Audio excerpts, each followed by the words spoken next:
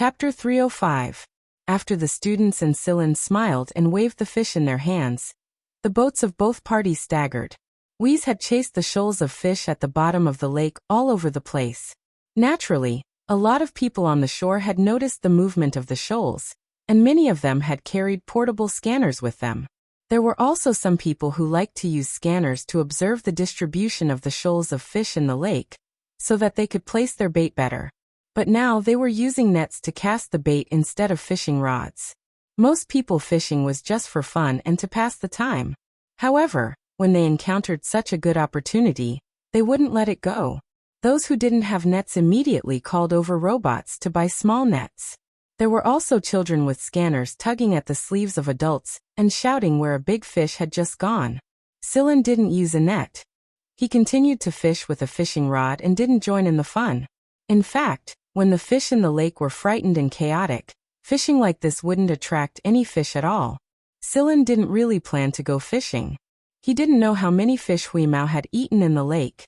No matter what, he was still taking advantage of the situation. Sillin's boat gradually came to a shallow area. There were many stones here, but there weren't any big fish.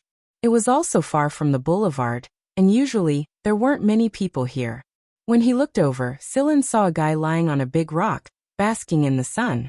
Sillin put down his fishing rod, took out a net, and stopped the boat. He didn't let the boat get too close to the rock, which would make it easy for the guy to escape. After adjusting the rope on the net, he looked at the target and threw it quickly. Once the net reached the target, it automatically closed, and the guy who was about to jump into the water to escape was firmly trapped inside. He pressed the button in his hand, and the rope was retracted. Soon, Sillin held the net that trapped the target in his hand. This guy was nearly half a meter long and was very heavy.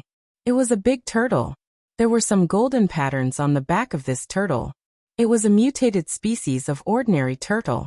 Many people liked to raise this kind of turtle. The small traders said that this kind of turtle symbolized wealth, or else it wouldn't be so popular. There were many modified species created by genetic engineering, but there were very few natural species. However, the natural species looked domineering. Although they would run away when they saw people, when you really caught them, they would stare at you with their eyes wide open, and their limbs would keep waving.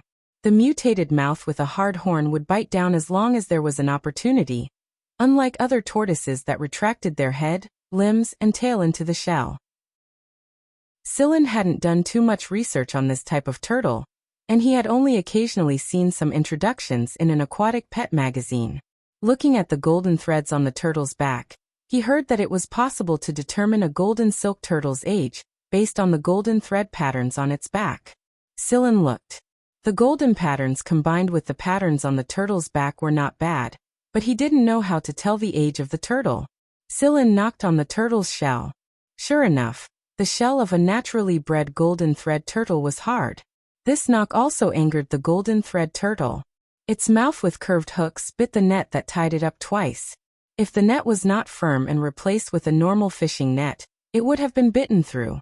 Looking at the golden thread turtle, which was kicking its limbs and staring at him, Sillin didn't untie the net. Instead, he threw the golden thread turtle on the boat with the net attached. There were two strange-looking small fish in the fish bucket. Wuxia had thrown them up. If the golden thread turtle was placed together with the two small fish, the fish would probably enter the golden thread turtle's stomach in less than 5 seconds. Although he didn't catch any fish, it was still a big gain to catch this big guy. According to the introduction in the pet magazine, the price of a golden thread turtle that was not even half the size of the one in his hand had reached 5 digits. In this case, the turtle in his hand was worth several buckets of fish. Wuxia caught a round of fish at the bottom of the lake and returned to the boat. He shook his hair and saw the struggling golden thread turtle that Sillin had placed upside down on the boat. Wuxia circled around the golden thread tortoise and slapped it with its paw. The golden thread tortoise bit its paw when it tried to slap the tortoise's head, but Wuxia wasn't afraid at all. Even this kind of thing would have a hard time biting through its paw. Therefore, Wuxia raised his claws with interest and looked at the guy that refused to let go. He said to Sillin, "Did you catch this turtle?" "I just caught it with the net over there." Sillin pointed to the shallow water with his chin. Wuxia sniffed the golden thread turtle. Doesn't seem to be very tasty. I don't know if it's tasty, but the price of this guy is definitely not less than 5 buckets of fish. Hearing that this guy was worth so much, Huimao was happy. That's good. For the rest of the time, Huimao didn't care about the fish in the lake anymore. He stayed on the boat and played with the golden thread turtle. Hey Silin, look at the patterns on the turtle's shell. They are flashing. Silin looked over. He didn't notice it at first, but now he noticed that the golden threads on the turtle's back were flashing. When they were at their brightest, they were like sunlight. It is absorbing solar energy, Huimao said after looking carefully for a while. It was exhausted from struggling, so it was using the golden threads to absorb energy to replenish itself. This mutated species is quite special. After playing for a while, Silin let the boat sail back. Because many people had caught fish today, people could be seen talking and laughing everywhere. Whether it was the anglers or the owners of fishing gear rentals, they were all happily talking about the interesting things that happened today. When Silin arrived, many people had returned their fishing gear and boats. After settling the interest, some left, while those who stayed gathered together to talk. Someone saw that there were 2 strange-looking fish in Silin's bucket. The locals could recognize these 2 kinds of fish. They were both ferocious fish, but they tasted good. But no matter how good the taste was, there were only 2 fish. That was nothing. Especially when everyone returned with a full load today. So when some people saw Silin's fish bucket, they looked at him with disdain, as if they were looking at a rookie. But when Wheeze dragged the net bag with the golden threaded tortoise inside, everyone's eyes immediately widened. Ignoring the others who were still talking and laughing, the people who saw the golden thread turtle ran over to take a closer look. Huimao looked at the people who came over, and let out a warning growl. If you dare to have any ideas about this turtle, I will scratch you to death. But no one cared about Huimao. After taking a closer look and confirming that it was the golden thread turtle, someone shouted, "Fuck! 100-year-old golden thread turtle. This size is definitely a 100-year-old golden thread turtle. I heard that golden thread turtles used to live in this lake, but I didn't think it was true." Some people who weren't afraid of death couldn't help but reach out and touch the turtle. They didn't mind even when Huimao scratched them a few times. Knowing that the cat followed its master, they all blocked Silin's way. Afraid that Silin wouldn't know what it was and would sell the turtle to those unscrupulous rental shops. "Kid, is that your golden thread turtle?" "Hey, I saw it first. Don't push, don't push. I'll give you 100,000 MB for your golden thread turtle, how about it?" "Fuck off, I'll give you 150,000. These people didn't look like they lacked money. 100,000 MB was like 10 RMB to them. Moreover, these people had the demeanor of a scholar before, but now that they saw something good, they didn't care about their demeanor anymore. They all blew their beards and glared at each other, afraid that they would fall behind. A few even older grandpas also walked over quickly. They might be old, but their steps were steady. Still, they didn't expect to be this fast at their age. The old man who came over hit the people blocking his way with his walking stick. "Out of the way, out of the way!" Silin was amused. These people obviously knew each other, and even the youngest among them was already middle-aged. Although the old man was hitting them with his walking stick, he didn't kill them. A few people rubbed their arms exaggeratedly and complained bitterly, but they still obediently moved out of the way. There was no malice in their eyes, as if they had expected this. They were all good-natured bickering. Silin could see that these people didn't intend to steal the turtle directly, but their desire to buy it was very strong. It was obvious that they really liked it. "Hey, Grandpa-san is here," someone said. "Professor White. You two haven't left yet, have you?" The group of people who had been surrounding them said with bitter expressions. What? You want this old man to leave early and miss out on this good thing?" Grandpa-san picked up his walking stick and hit the speaker twice, causing him to let out a strange yelp. The people around them were already used to it. After the few old men came over, the middle-aged people around them stopped yelling and formed a circle to prevent others from squeezing in. What a joke! The old men were the elders, and it was not good for them to chase them away. As for the other kids, they shouldn't come over to make trouble. If someone wanted to buy it at a sky-high price, the few of them wouldn't be able to enjoy it.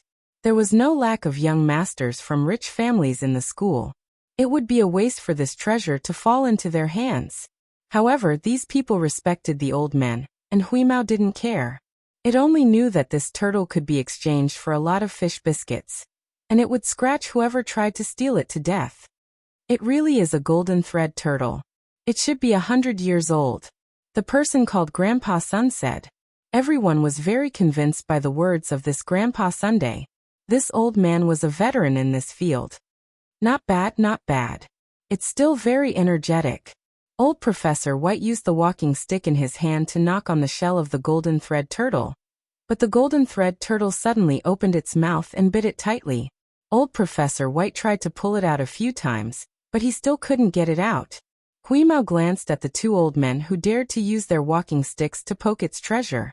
If it wasn't for Silin stopping it, it would have already torn their walking sticks apart. Oh. Wow, it's really energetic.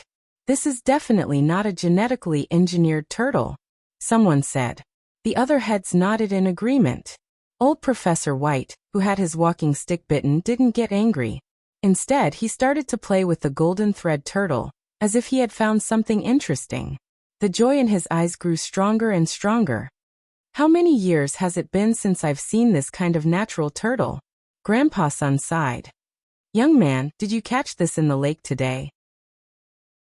The special structure of the turtle's back, especially the golden stripes, allowed the golden thread turtle to avoid the scanning of scanners. Therefore, generally speaking, it was very difficult to find a golden thread turtle. Genetically engineered golden thread turtles were easy to find, but natural ones were even more difficult to find. Someone once used the scanners to explore the entire lake, but they only found 2 small turtles. Not long after, those 2 small turtles also died. Since then, no one had seen a golden thread turtle in the lake. Unexpectedly, Silin had fished out such a big one today. Following Grandpa Sun's words, everyone turned their attention to Silin, who was holding a bucket with only 2 small fish in it. This is mine. Silin told them the place to catch the turtle, and everyone present recorded it down. Those who knew that they had a bad memory turned on the recording equipment they brought with them, afraid that they would miss a word. Then, they might be able to catch one themselves. Do you know the value of this golden thread turtle? Grandpa Sun looked at Silin. Although his smile was very kind, there was an invisible aura about him. Although there was no malice, it made people feel a sense of awe. I don't know too much about this. I just happened to see it once in a marine pet magazine. Celine told him about the report in the magazine. Grandpa Sun nodded. Can I take a closer look? Now everyone knew that Huimao, who was holding the net bag in its mouth, was not a kind person. If you wanted to touch the turtle, you needed to get the owner's permission, or else you would be scratched. Sure. Silin gestured for Huimao to put down the net bag. Huimao looked around unkindly, and unwillingly let go of the net bag. However, he did not walk away. Instead, he squatted beside the net bag, as if guarding a sheep against a wolf. Grandpa Sun, White, and a few other old men immediately put on their identification equipment, and began to carefully study the golden thread turtle. When Silin saw these old men take out the equipment they carried, his face twitched. It seemed that these people usually carried their tools with them. While the old men were studying it, the people around them did not make a sound and quietly waited for the identification results. These old men were all authorities in this area. When they said the results, everyone would have an idea, so they waited nervously for the identification results. Silin looked at the people around him who were so nervous that it was like they were waiting for the results of a large-scale examination. He found it a little funny. Huimao watched as these old men took out all kinds of strange tools and turned the golden thread turtle over and over. He swung his tail impatiently. Finally, Grandpa Sun was the first to stand up. Although he was a little tired, his eyes were full of excitement. 98 years. It's a 98-year golden thread turtle. Everyone believed Old Man Sun's words without a doubt. That's right. It's a 98-year turtle, and it's going to be 99 years soon. The other old men also finished their work. 98 years. If he raised it for another 2 years, no, a little more than a year, he would be able to raise a 100-year-old golden thread turtle. When that time came, he would be very proud. There was also a rumor that people who raised a 100-year-old turtle would be rich and lucky. Sillin guessed that those rumors were deliberately spread by the peddlers, but there were many enthusiasts in this area, so everyone was willing to believe it. "Young man, is this turtle ready to make a move?" Grandpa's son looked at Sillin. Sillin thinks for a moment and shook his head. He was not short of money, but this kind of natural turtle was really rare. He would raise it himself. Seeing Sillin like this, the people around him showed a disappointed look. Some people did not give up and offered a high price of nearly $1 million, but Sillin still refused. In the end, Grandpa's son stopped everyone's discussion and said to Sillin, "Since you are not willing to make a move, we will not force you. However, we really want this turtle. How about this? Let's make a deal." Grandpa's son discussed with Sillin and decided to keep the turtle with them for 2 days to study and return it after 2 days. They also signed a contract. Originally, Sillin said that there was no need to sign a contract, but the few old men refused and insisted that it had to be signed. Otherwise, they would not be at ease. Sillin laughed. "All right, let's do that." After the contract was signed, the golden thread turtle was placed with Grandpa Sunday. Grandpa's son gave his address and contact details to Sillin. When the time came, Sillin would go and look for him.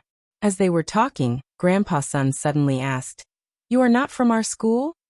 "No, I'm here because of that RES professor's lecture," Sillin said. Speaking of this, the people around them looked proud. If someone from the RES came to give a speech, it meant that the school was valued by the RES. Of course, they would be proud if their school had such an honor. Most of the people around them were teachers from San Colombo. Some of them had grown up in San Colombo, especially people like Grandpa's son and Professor White. These old men had devoted most of their lives to San Colombo. Their feelings for San Colombo were incomprehensible to outsiders. San Colombo was not the best, and there were many shortcomings. However, in their hearts, it was the most important school. Even the affiliated schools were not as important as San Colombo. When San Colombo received the letter of approval from the RES, they held a celebration party. On the day the letter of approval was issued, San Colombo sent out the news. Who knew how many schools were envious of him? At the same time, many people started to book hotel and conference tickets for San Colombo. Although Sillin did not see many people coming today, most of the places were already booked.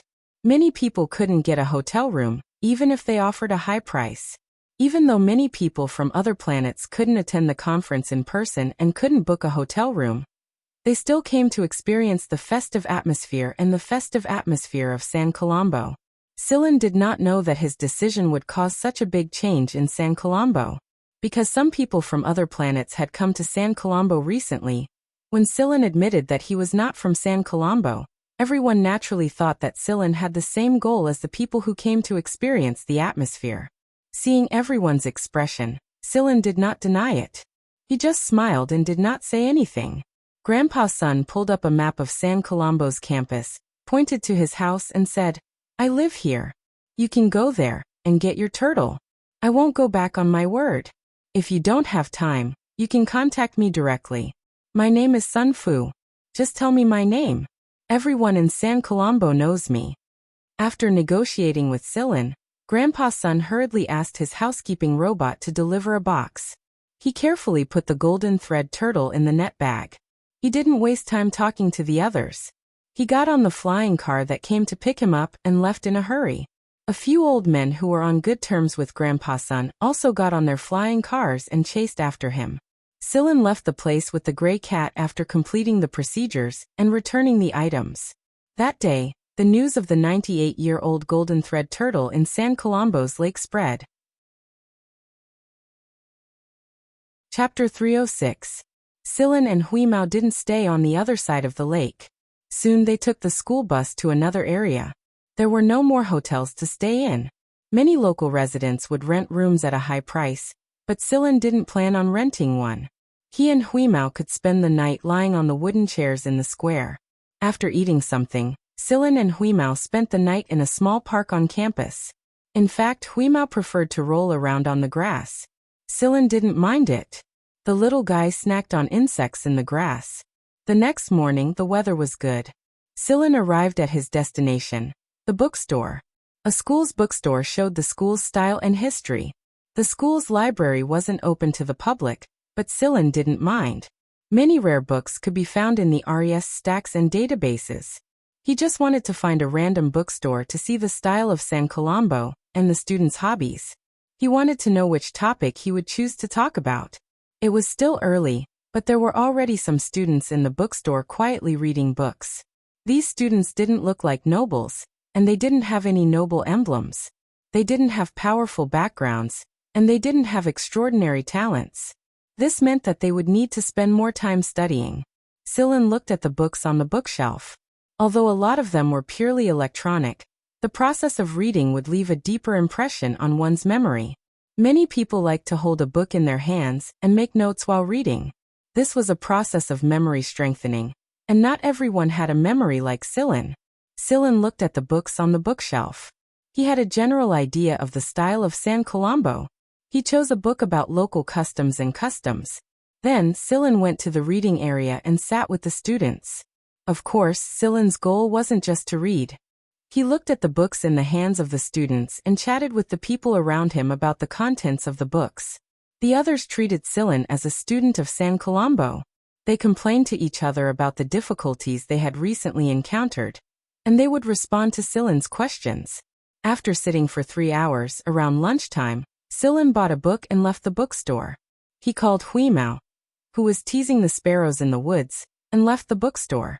They found a restaurant that was quite popular among the students to eat and drink afternoon tea. This restaurant wasn't the most popular, but pets were allowed in this restaurant. When Silen arrived, it wasn't the restaurant's peak hour, but there weren't many empty seats. They came to an empty table for two in the corner, and ordered some snacks and food.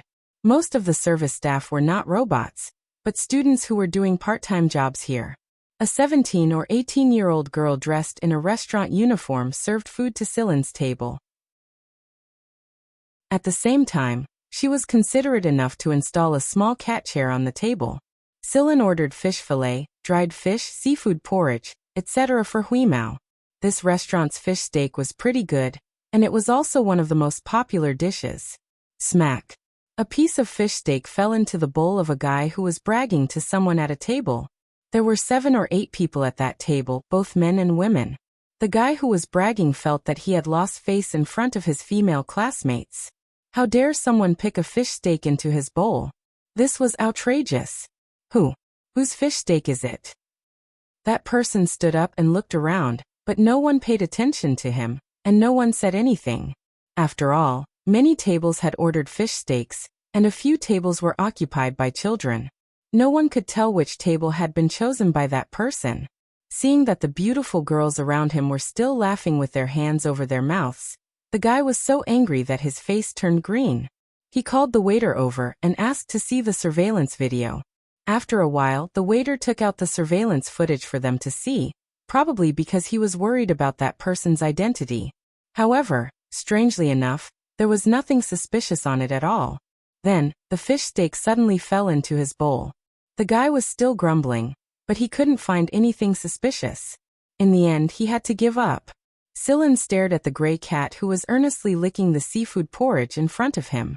The fellow's ears were perked up and facing the direction of the table, and there was not a single piece of fish left on the plate.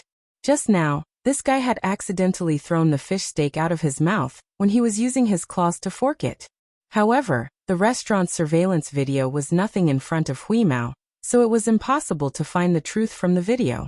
Silen held a cup of tea in his hand, and as he drank, he read the book he had bought. At this moment, a few more people walked into the dining hall. Celine looked over as if she sensed something. Oh, it's an old acquaintance again.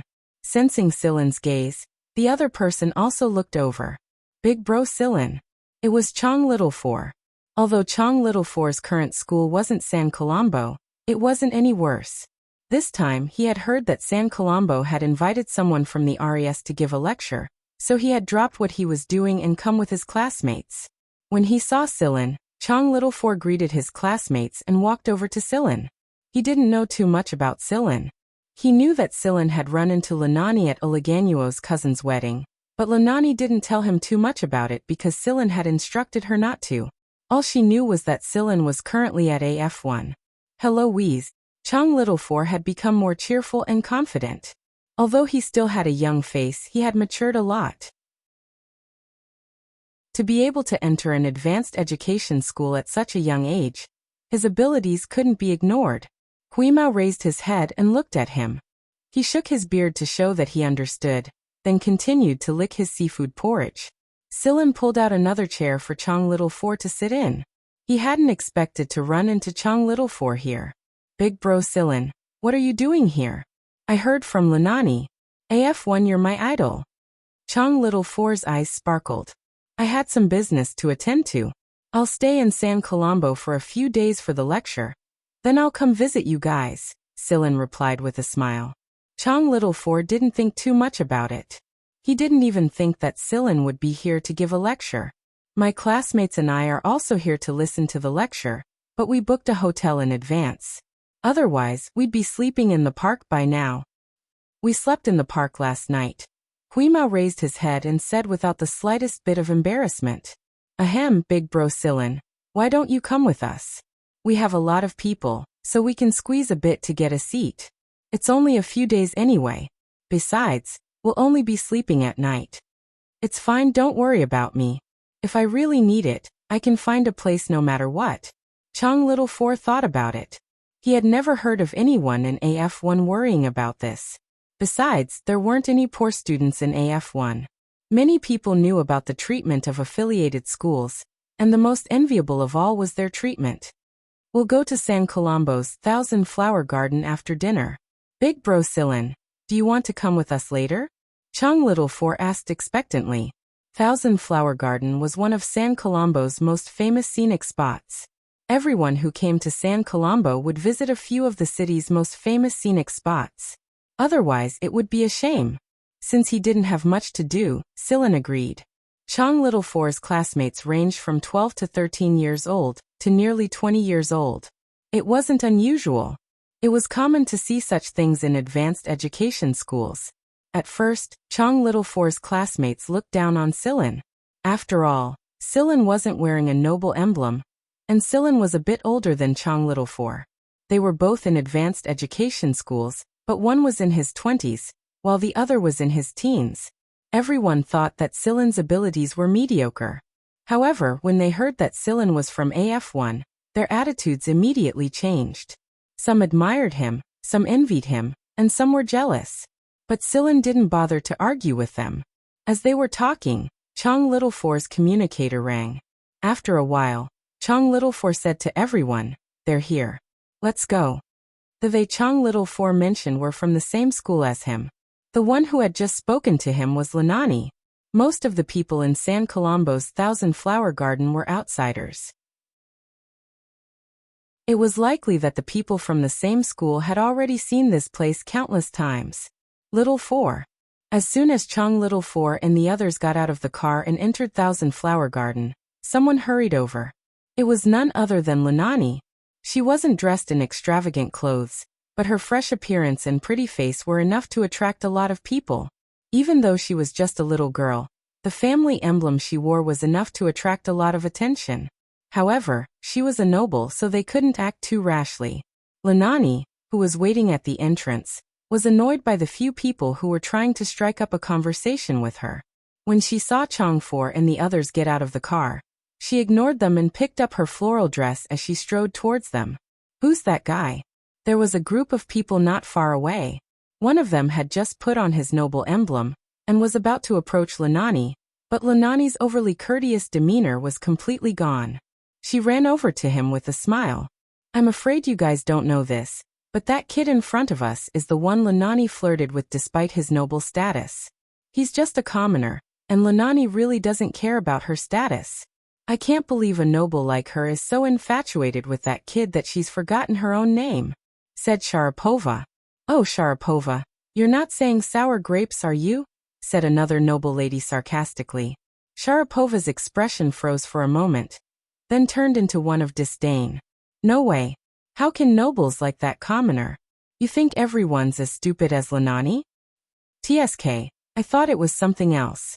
The noble young master glanced at the noble emblem he was wearing out of the corner of his eye, then looked at Changxi, who was chatting with Linani intimately.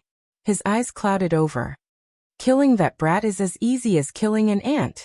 Don't go too far. I heard Chang Little Four is a commoner, but he has a backer, said another noble. A backer? Even if he does, can he be more powerful than cousin?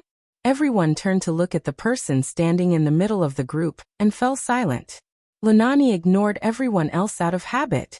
After talking to Chang Little Four for a while, she turned to Chang Little Four's classmates and told them about the day's schedule. However, when she turned to look at Silin, she froze and reflexively bowed. Your Highness, Silin. Long time no see, Linani. Silin stopped Linani before she could finish her bow. Not far away, the group was discussing how to teach Chang Little Four a lesson when the person in the middle saw Linani's movement. He stopped twirling his cup and asked in a low voice, "Who's that?" The people around them said they didn't know, but Sharapova thought for a moment and remembered. He's Chang Little Four's brother or something. He used to visit Chang Little Four at school. She suddenly remembered something horrifying and paled. Tisk, he's just a commoner. The noble young master swallowed the rest of his words when his cousin, who was standing in the middle, glared at him. Continue, Sharapova. Say what you know. Thomas didn't even look at the others. He kept his eyes on the people at the entrance of Myriad Flower View Garden. In the past, Chang Little Four and the others were friends with the Prince of the Fire Eagle royal family. Many people did not agree with Chavaris's words. How could a commoner be able to be friends with His Royal Highness? They'd only exchanged a few words at most. How could they be friends with the prince? Continue. Thomas shouted in a low voice, interrupting the discussion. Seeing that Thomas was about to lose his temper, the others didn't say anything. Sharapova didn't know much about what happened in Balenbader back then.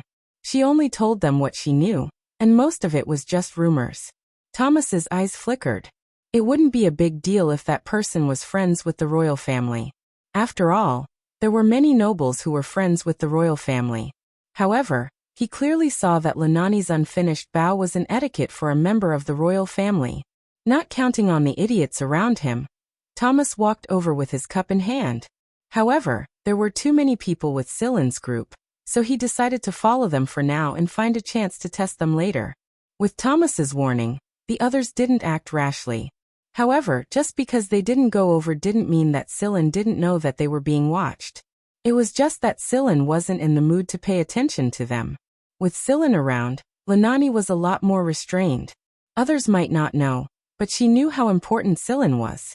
Even now, she still didn't know who Silin was, but someone who could call Prince Wendiska by his nickname, and hang out with the other three princes so casually. Seeing that Linani was a lot quieter after Silin appeared, everyone thought it was because she was shy to see Chang Little Four's family. Little did they know that Linani's back was drenched in cold sweat. Especially when the girls made fun of Silin. Linani's face paled, and she carefully watched Silin's expression. She didn't know anything in the past, but ever since that incident, Linani's reverence for Silin was clearly excessive. The Garden of 10,000 Flowers was indeed beautiful, and it was a landscape garden that had been built over hundreds of years. Although it could not be compared to the natural landscape planet of Gaga's cousin's house. In this era where technology had brought about a high degree of artificial decoration, the natural landscape with a long history had become a precious treasure. After all, Thousand Flower Garden wasn't as stunning anymore. However, Chang Little Four and the others were happy to see it. They even took pictures as souvenirs. After watching for a while with Chang Little Four, Silin's communicator rang. Silin greeted Chang Little Four and walked to a quiet place nearby to answer the call. As soon as Silin left, the girls asked Little Four about Silin. In terms of looks, Silin was above average, and he wasn't too distant from others. He looked like a gentleman. Don't talk about things you shouldn't talk about. Linani shouted. What's wrong, Linani? The girls found Linani's reaction strange, but she refused to say anything. Chang Little Four stared thoughtfully at Silin not far away. Guan Feng was the one who was looking for Silin. Since San Colombo hadn't received any communication from Silin yet, they were worried that the invitation would be cancelled. They nervously asked the RAS's administrators for an answer, and the administrators contacted Guanfeng in hopes that he could give them a definite answer. Otherwise, the people of San Colombo wouldn't be able to rest easy. After all, they had already advertised and promoted the invitation. Wouldn't it be a slap in the face and a joke if the invitation was cancelled? After he hung up with Silin, Guanfeng informed the school that the people they had sent were already in the city. The higher-ups of the school panicked. This wasn't like this before. Why did they sneak into San Colombo without a word? Too many people had entered San Colombo recently, so they hadn't been able to find out who exactly it was. Guanfeng didn't divulge any information either. He only told them that he would contact them when the time came. No worries. How is that possible? That's even more worrying. Is the RES going to make a secret visit? If they angered this esteemed guest of the RES, San Colombo's reputation would plummet. It would greatly affect San Colombo's ranking in the 23rd star region. Thomas, who was watching from the other side, couldn't figure out which family Celine belonged to no matter how hard he tried. He had studied the members of the royal family before, but there was no such person in his memories. Just as Thomas was deep in thought, a voice interrupted him. Thomas? What are you doing? The newcomer was a nobleman who studied at San Colombo. His status couldn't be lower than Thomas's. Thomas thanked the newcomer but didn't say anything. Suddenly, Thomas smiled and called out to the person who was about to leave. He pointed in the direction Silin was standing and asked, "Do you know who that person is?" Hongxi stared suspiciously at Thomas's sudden change of expression. He looked in the direction Thomas was pointing at. "Who are you talking about? Which one? Don't tell me you've fallen for a kid who hasn't even grown up yet. Thomas? You won't even let a kid go fuck me." Hongxi waved Thomas away before he could finish his sentence. He sprinted toward the direction Thomas was pointing at while shouting, "Ah, my idol! My idol!" Silin had just ended the call, and was wondering if he should contact the school when he saw the head of a colorful airplane running toward him. He looked around and noticed that Silin was the only person within range. Who the hell is that? Chapter 307. Looking at the guy in front of him who was wearing blinding clothes, had colorful hair, a shiny noble emblem, and was smiling like an idiot, Celine tried hard to recall who this guy was, but he still couldn't figure out who this guy was. Airplane Head was panting heavily after he ran in front of Silin. His face was so excited that it was a little red. "You're Silin? The Silin who's driving Vegfritter?" Silin glanced suspiciously at the jet in front of him before nodding. "I am. This is great. I finally got to meet my idol." The pilot jumped up and down excitedly. Then he rubbed his hands, straightened his clothes, and performed a normal noble salute. It wasn't the kind of salute Lanani would give a royal descendant, but a normal noble salute. Even though it was just a normal noble salute, the person who saluted him was full of admiration. After listening to Hongxi for a while, Silin finally understood why the guy knew him. Hongxi was a flying car enthusiast himself, and he had attended the grand flying car race held by the Sizer family. However, there were too many nobles and upper-class nobles there, and Hongxi's family wasn't in the upper class. He didn't have any connections, so he wasn't able to attend the race with Zhen Xingming and the others. There were so many people watching the race, so Silin didn't pay attention to every corner of the stands. After learning the whole story, Silin smiled and chatted with Hongxi for a while. Then he excused himself and went to Chong Little Four's place. "You know him, Hongxi?" Thomas came over and asked. Hongxi was still staring at Silin with admiration. He said, "He's my idol. Do you know why Vegfritter is so popular right now?" Thomas thought for a moment before looking at Hongxi. Because of him? Thomas wasn't a flying car enthusiast, but he would occasionally pay attention to large flying car races. He had heard about the rise of Vegfritter. If I remember correctly, that race was mainly because of Naimi of the Sizer family, wasn't it? Thomas said. "What do you know? Naimi is just the navigator, Silin is the driver. Do you understand what a driver is?" It was exactly because Hongxi was crazy about flying cars that he wanted to learn more about them. "Silin? What's his background? I don't think he's wearing a noble emblem. Most nobles would wear noble emblems when they were outside." Of course, Some people didn't wear them because they found it troublesome or preferred to keep a low profile. I don't know about that. But after the race, I saw him with the 3 princes. They looked really close. Thomas's eyebrows shot up when he heard Hongxi's words. Sillin didn't care what the people behind him were saying. He checked the time and realized that it was about time to contact San Colombo. After bidding farewell to Chong Little Four and the others, Sillin left Myriad Flower View Garden with the gray cat and arrived at a relatively quiet park. There weren't many people in the park at this time of day. As soon as they received the location information, the people from San Colombo didn't care whether it was real or not. They immediately sent people to meet them. However, when their flying car stopped at the place Sillin had mentioned, they only saw a young man lying on a bench under a tree, reading a book. At first glance, they dismissed Sillin as a student of San Colombo. But when they looked around, there were only a few people there, and there was no one there. Whoosh! A flying car landed there, and the principal of San Colombo hurried over from his flying car. Seeing that the people who had arrived earlier were still in a daze, he asked angrily, "Where are they?" Normally speaking, the headmaster didn't need to be in such a hurry to receive visitors. He himself had a noble background, and his influence in the 23rd Star region wasn't bad either. However, it was Guanfeng from the Royal Academy of Sciences who was on shift duty this time, and apparently, Guanfeng had sent his favorite student instead. Guanfeng's reputation was growing day by day in the academic circle. Most academics had heard of him even if they weren't in their own field, not to mention the fact that he was an imperial tutor. The headmaster didn't dare act carelessly.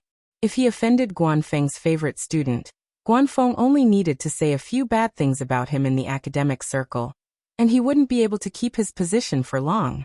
There were plenty of people fighting for the position. Everyone was still at a loss when they heard the headmaster's question. "I don't see anyone around here who looks like they belong to the RAS."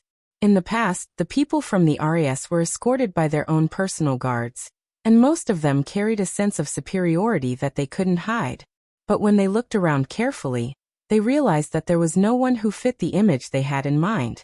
Moreover, the people they had sent to greet this time were either experienced or had borrowed experience from others. They specifically picked middle-aged, weak-looking people with guards and a conceited aura. Unfortunately, they couldn't find anything. Just as the San Colombo headmaster was growing anxious, he saw a young man reading on a wooden chair close his book and walk over to him. The headmaster squeezed out a smile and made himself look friendly. "Excuse me, did you see anyone around here just now?" Instead of answering the headmaster's question directly, Sillin said, "May I ask if you're Headmaster Flick?" "I am." There were a lot of people in San Colombo who knew Flick, so Flick didn't suspect Sillin at all. After confirming the headmaster's identity, Sillin took out a document and said, "I'm the one who came here this time. I believe my tutor has already contacted you." Flick's smile froze on his face. He took the document from Sillin's hand and looked at it blankly. Then he looked at Sillin, looked at the document again, looked at Sillin again, and then looked again. It wasn't that Flick was being overly stubborn, but this was the first time he had seen someone like Sillin ever since he stepped foot into the world of education. Speaking of which, Sillin looked about the same as most of the students in their school, and he didn't feel the arrogant aura of the people from the RAS. Most importantly of all, Sillin was young. Not everyone could look like a young man at his age like that old monster Guanfeng. The young man before him was only in his 20s, and he hadn't even graduated from AF1 yet. "You're Sillin? The honorary scholar Guanfeng sent here to give a lecture?" Flick asked carefully. "I am." Flick wasn't the only one who was stunned. Everyone else who had come to greet him looked sluggish as well. It was infuriating to compare oneself to another. Although he was still skeptical, there would be a video conference before the lecture. Both the school and the RAS representatives would be present, so there was no way he could fake it. Flick politely invited Sillin to the conference venue despite his skepticism. There were still a lot of things to discuss, so the sooner he confirmed it, the sooner he could be at ease. Some people in the park saw a couple of flying cars belonging to the higher-ups of the school flying over and over again. They didn't know what they were doing, but it felt like they were in a hurry. Did a fight break out between nobles again? Many people hurriedly packed up their things and left the place. They didn't want to get involved in a fight between nobles. Anyone who got involved was bound to suffer. Flick led Sillin to the meeting room of San Colombo's higher-ups. When he arrived, a couple of retired vice principals and a few old men who were still influential in the 23rd Star Region's academic circle were already present. Sun Fu had been studying the golden thread tortoise with his old friends at home. He had ignored the higher-ups' attempts to communicate with him, but the higher-ups had stopped him at his doorstep and brought him here. He was still sulking, but when he saw Sillin carefully escorted by Flick, his jaw nearly dropped to the ground.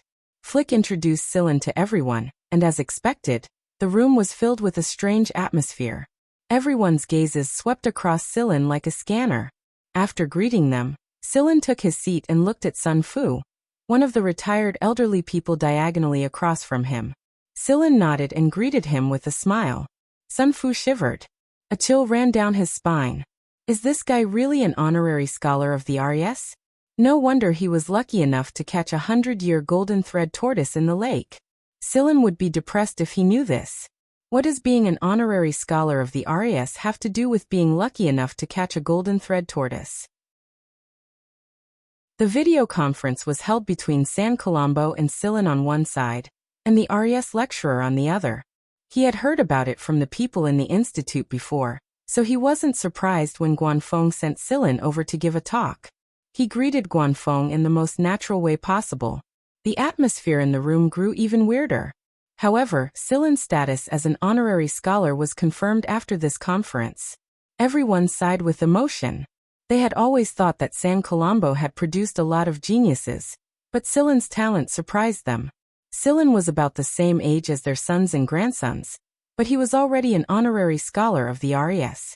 After the conference was over, Sun Fu looked like he wanted to talk to Sillin but didn't know how to do it.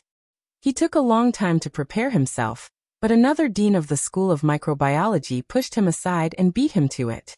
Sun Fu was so angry that he slammed his walking stick on the ground a few times. Maybe the others didn't know that the dean of San Colombo's School of Microbiology had contacted the person who held the mysterious civilian summit after confirming Sillin's identity. Up until now, no one in the field of microbiology and viruses had come up with a better third-generation medicine than the zebra virus. Everyone said that the third-generation medicine was the perfect cure for the zebra virus. It wasn't easy to meet the person in person today, so how could he let this opportunity slip by? After chatting with a few people for a while, Sillin looked at Sun Fu, who was still sitting next to him. How's the golden thread tortoise going, old Mr. Sun? Sillin asked with a smile. It's going well. Sun Fu wanted to find a hole to hide in. Back then, because of the golden thread tortoise incident, his tone wasn't very good. He had even detained Sillin's golden thread tortoise. Originally, he planned to return it after the research was done and give Sillin some compensation. He didn't expect the kid to hide it so well. Seeing that Sillin wasn't as difficult to talk to as the people at the RES, Sun Fu gradually relaxed. It didn't take long for him to talk to Sillin about the golden thread tortoise. No one in the room wanted to hear the word suck up to, but in fact everyone couldn't help but do it. It wasn't easy to meet a young man, so how could they let him go? However, it didn't take long before the old fellows realized that Celine was too cunning. He was playing Tai Chi with you. If you asked about academics, fine, you could talk about many fields. But if you asked about other things, I'm sorry, I can't answer. Although they didn't manage to get any useful information out of Sillin, they had to admit that Sillin was a very capable person. It was no wonder that he was able to get to the position everyone dreamed of at such a young age. Over the next few days, Sillin stayed with the school officials at San Colombo. The date of the talk was getting closer and closer. A lot of people who were interested in Sillin had come to San Colombo, and Flick had been on high alert lately. He was afraid that something bad would happen to Sillin during this period of time. While paying attention to the school's internal affairs, he also contacted his family to investigate Sillin. Although the information was still incomplete, Flick's face was like a chrysanthemum blossoming every time he saw Sillin. It was a sight that gave everyone goosebumps. Still, everyone could guess why Flick treated Sillin this way. On the day of the talk, San Colombo's largest academic hall was already overcrowded. Many people who didn't manage to get a ticket were loitering outside. They wanted to see what the people from the RAS looked like. An aircraft slowly approached. The design of the aircraft was rather formal, with San Colombo's school emblem on it. As soon as the aircraft appeared, the people waiting outside craned their necks. Since people weren't allowed to bring too many photographic equipment into the hall, the entrance inspection was very strict. This was something Flick had specifically instructed them to do. The aircraft flew over the crowd and stopped at the designated landing site. Not many people would be able to enter this place, so it was a pity that they couldn't see the people who were coming. The hatch of the aircraft opened, and a group of people walked out.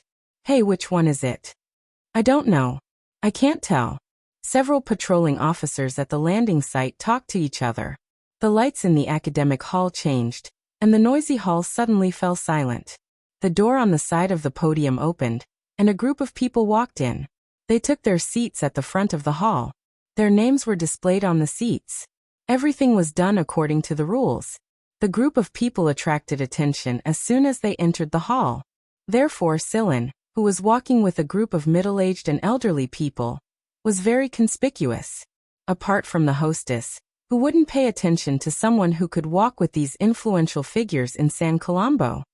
"Hey, Little Four, why does that person look so familiar?" Chong Little Four's classmate said, nudging him with his elbow. Chong Little Four stared in that direction without saying a word. Thomas, Hongxi, and the others were also shocked. Was that a special guest? While a lot of people were guessing Sillin's identity, Flick walked up to the stage and gave a formulaic speech. Then, the big screen behind him displayed the speaker's information, and Sillin's image gradually popped up in the middle of the school's upper echelons.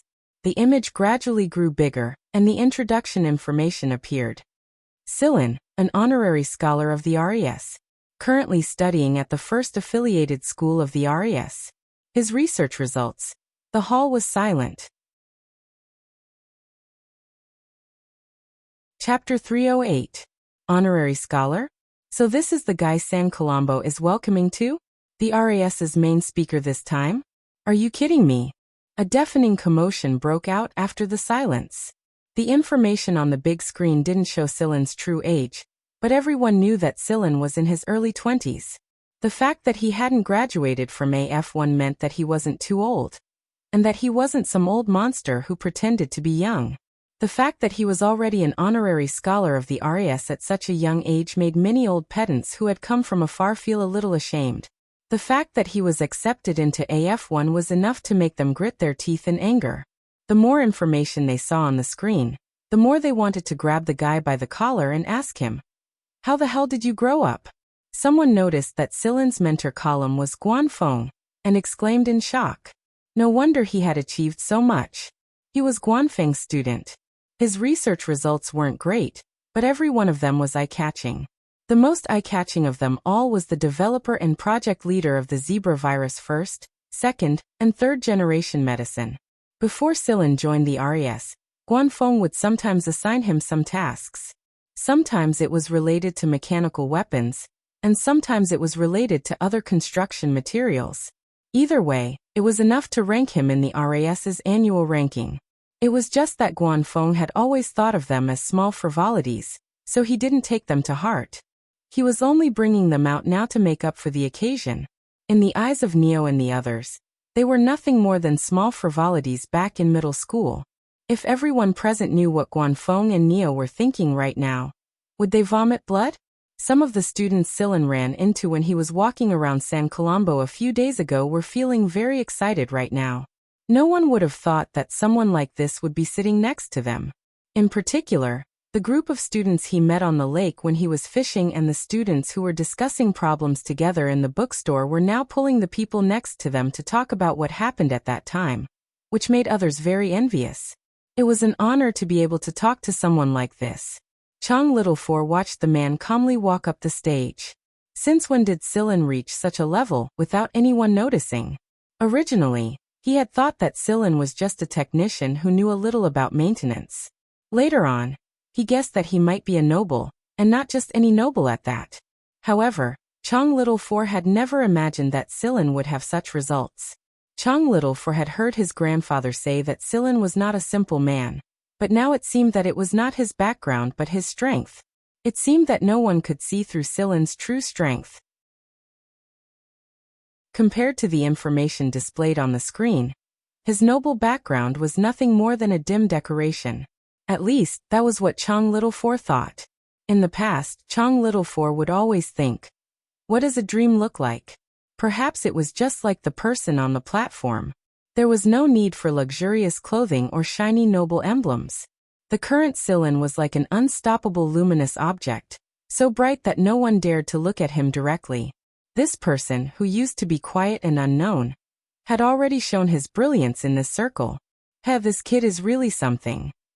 Zhu Ming and Tuasun were sitting in a corner. They weren't conspicuous, and Tuasun wasn't wearing a military uniform. What do you think they will think if they find out that Silen has a close relationship with the Zhen family, and is half a member of the royal family, Tuasun? Zhu Ming asked with a smile. Tuasun didn't answer. Instead he asked, do you know what the fact that Silen is Guanfeng's student means? Guanfeng has a very high reputation in the academic world. He can be said to be an authoritative figure.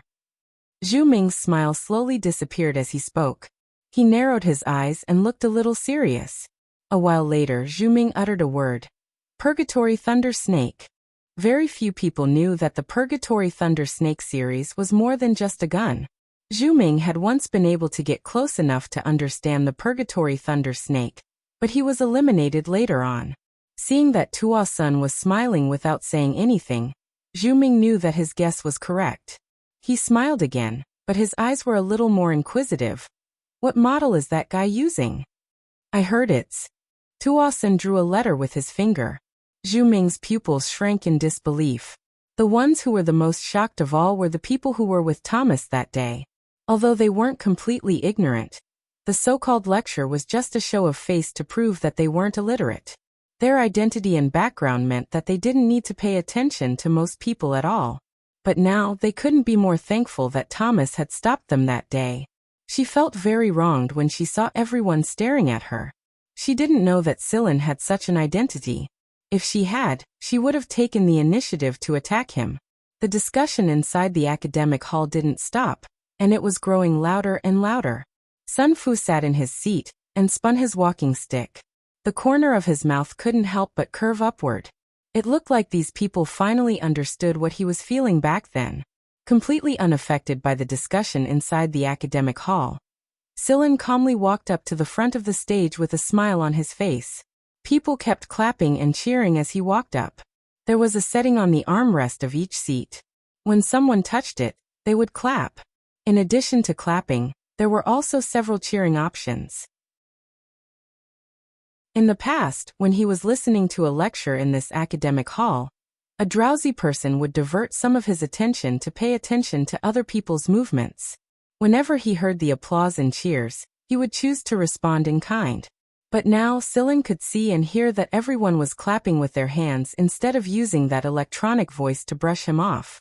Silen stood in front of the podium, looked around the hall, and bowed toward the venue. Thank you for giving me your own applause. Following this bow, the voices below became even louder, and there was applause everywhere.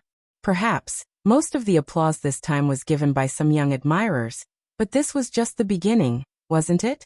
After a simple introduction, Silen began his lecture. The atmosphere of his lecture was divided into 3 categories. The first category was the content of his research, such as the synthesis and development of virus agents. The second category was related to some topics outside of the research content. The third category was interaction. The audience would ask questions, and Silen would answer them. The first category, when describing the development and clinical application of virus agents, also involved a lot of life problems. He talked about the reactions of people with different physiques to different viruses. He talked about some people who didn't survive the recent zebra virus and were in a subhealth state. He talked about some rescue measures in the face of virus disasters that many people didn't know about. He didn't put on airs, he didn't use many unfamiliar words. He only used some simple words to express the content that needed to be said, so that everyone could better understand. There was no so-called speech script. Most of the time, Sillin didn't even look at the projection displayed on the big screen behind him. While Sillin was speaking, the light and shadow molecular model in his hands was enlarged on the big screen. Every group, every chemical bond and the related effects of the change in bond energy were explained in a simple and easy-to-understand way. Moreover, he interspersed some of his experience with the information so that everyone could better understand what he was talking about. The researchers in the relevant fields were skeptical at first, but gradually, they became deeply immersed in it. Some of them even hurriedly recorded the key points. Sillin's explanation had given them a flash of inspiration in their minds. It was not to be underestimated or ignored. The discussion gradually died down, and everyone's attention began to enter a state of mind following Sillin's explanation. They brought themselves into the story, into the planet that was filled with despair and darkness amidst the plague of the virus, into the world that was waiting for a savior. Everyone wanted to be a savior, but most of the time, people couldn't even take care of themselves. This had nothing to do with bravery or cowardice. Apart from the virus and medicine, Sillin also talked about Guanfeng's famous research product, the Purgatory Thunder Snake. He mainly introduced the first two types of guns. At the same time, he also brought a piece of news to everyone. The Purgatory Thunder Snake would be added into the system of a couple of popular large-scale gunplay simulation games in the Empire. He also reminded everyone that not everyone could control the Purgatory Thunder Snake, so they had to be mentally prepared. There were no fewer people who loved guns than cars. Sillin's words had undoubtedly made a lot of people itch in their hearts. Even Tua Sun and Zhu Ming were starting to sharpen their knives. They couldn't miss the chance to see just how hard the legendary Purgatory Thunder Snake was to control. After the lecture was over, there was a short break. Since not many people had left to go to the washroom earlier, the washrooms were filled to the brim when it was time to rest. In fact, it was far more crowded than Flick had imagined. There was no helping it. In order to leave a better impression on Sillin and the people who had come from afar, Flick had temporarily transferred a batch of portable washrooms over. During the break, some people went to the communication area to contact the people outside, but no one left the hall. After all, they couldn't come back in. The people outside could see the situation through the live broadcast, but they couldn't feel it as deeply as the people inside the hall.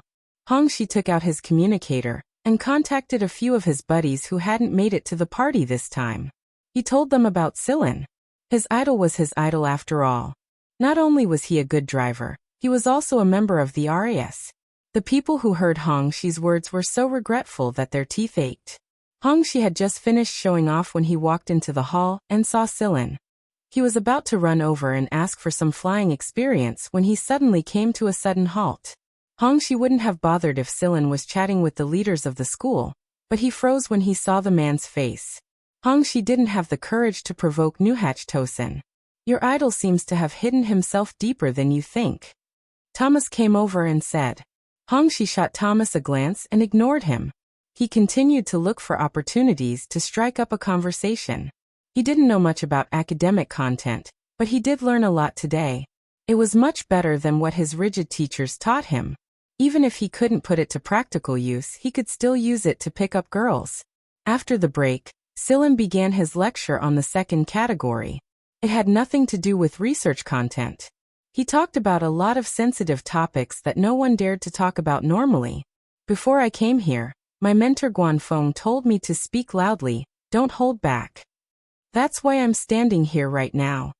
Sillin talked about the current state of the academic world. He didn't want to admit it, but it was true that the academic world was no longer pure anymore. He talked about the marginalization of academics, the dreams most academics had when they first chose this path, and the reality they were feeling now. When a noble's son can slap an old professor who has taught for decades in public without any scruples, more educators will wonder why they chose this path in the first place. Academia isn't an unreachable, unattainable freak formed by the accumulation of specialized words. It can exist everywhere. Nobles, non-nobles, academics, non-academics, smart, stupid, rich, poor, young, old, no matter who it is, there are no limits. Once I was blocked by a couple of racing nobles and used as a target. Fortunately, my driving skills were slightly better than theirs, and I managed to shake them off. Later, I asked the princes of the royal family, and I asked, "Do you guys do this normally?" They said, "How is that possible? What's the point?" It wasn't just about non-nobles. It was also about the upper-class nobles. Sillin knew that there were some words that could only be said when one stood at a certain height. There were some things that could only be done when one reached a certain height before they would be more meaningful. Otherwise, the only thing that could be said was death, or a life worse than death. In the corner, Zhu Ming sighed emotionally. What a monstrous age. I'm afraid it won't be peaceful in the future.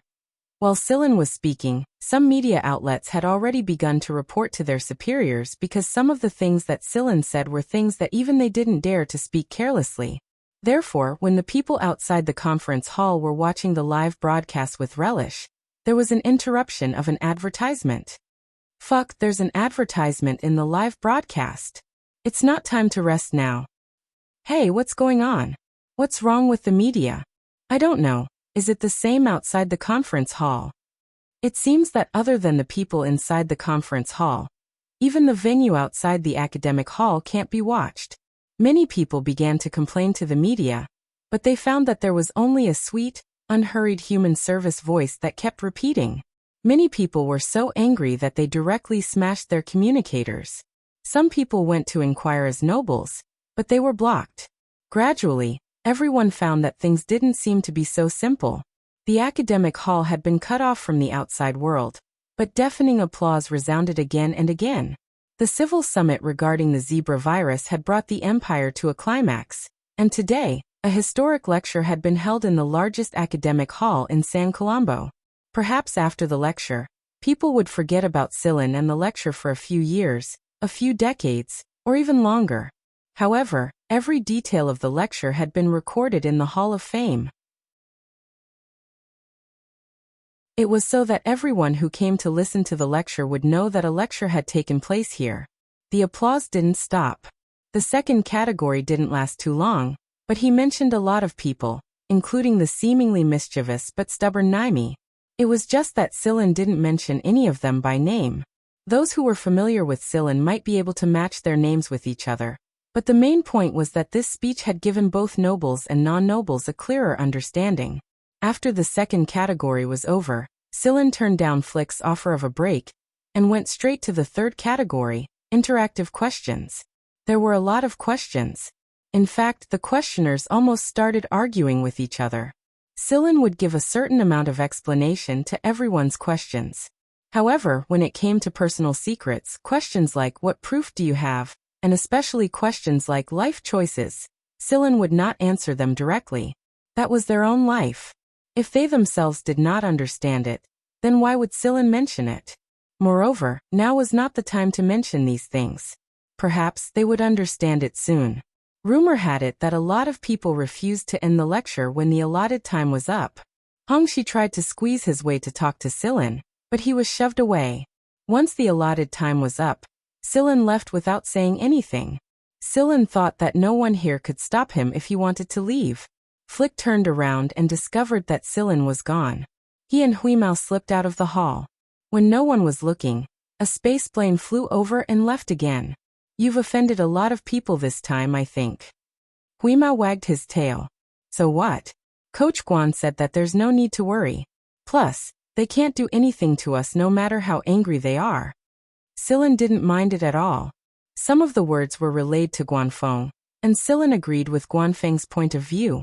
That was why he was afraid that he would offend a lot of people if he said it out loud, especially some nobles and local management. Sillin's communicator rang while they were talking. Sillin smiled and accepted the call after reading the message. You've offended a lot of people today, Sillin. Tuosen's image appeared on the screen. However, he didn't look worried at all. In fact, he looked a bit expectant. I know, but there are too many parasites here. It's time to clean them up. That's none of my business. Really? I'm afraid you can't stay out of it whether you do or not. I've received some news that your return may not be smooth. Tuosun gloated. Emin got it. Tuosun looked curiously at Sillin. Seeing that Sillin didn't look worried at all, he asked, Aren't you going to apply for protection from the 23rd MR? No need.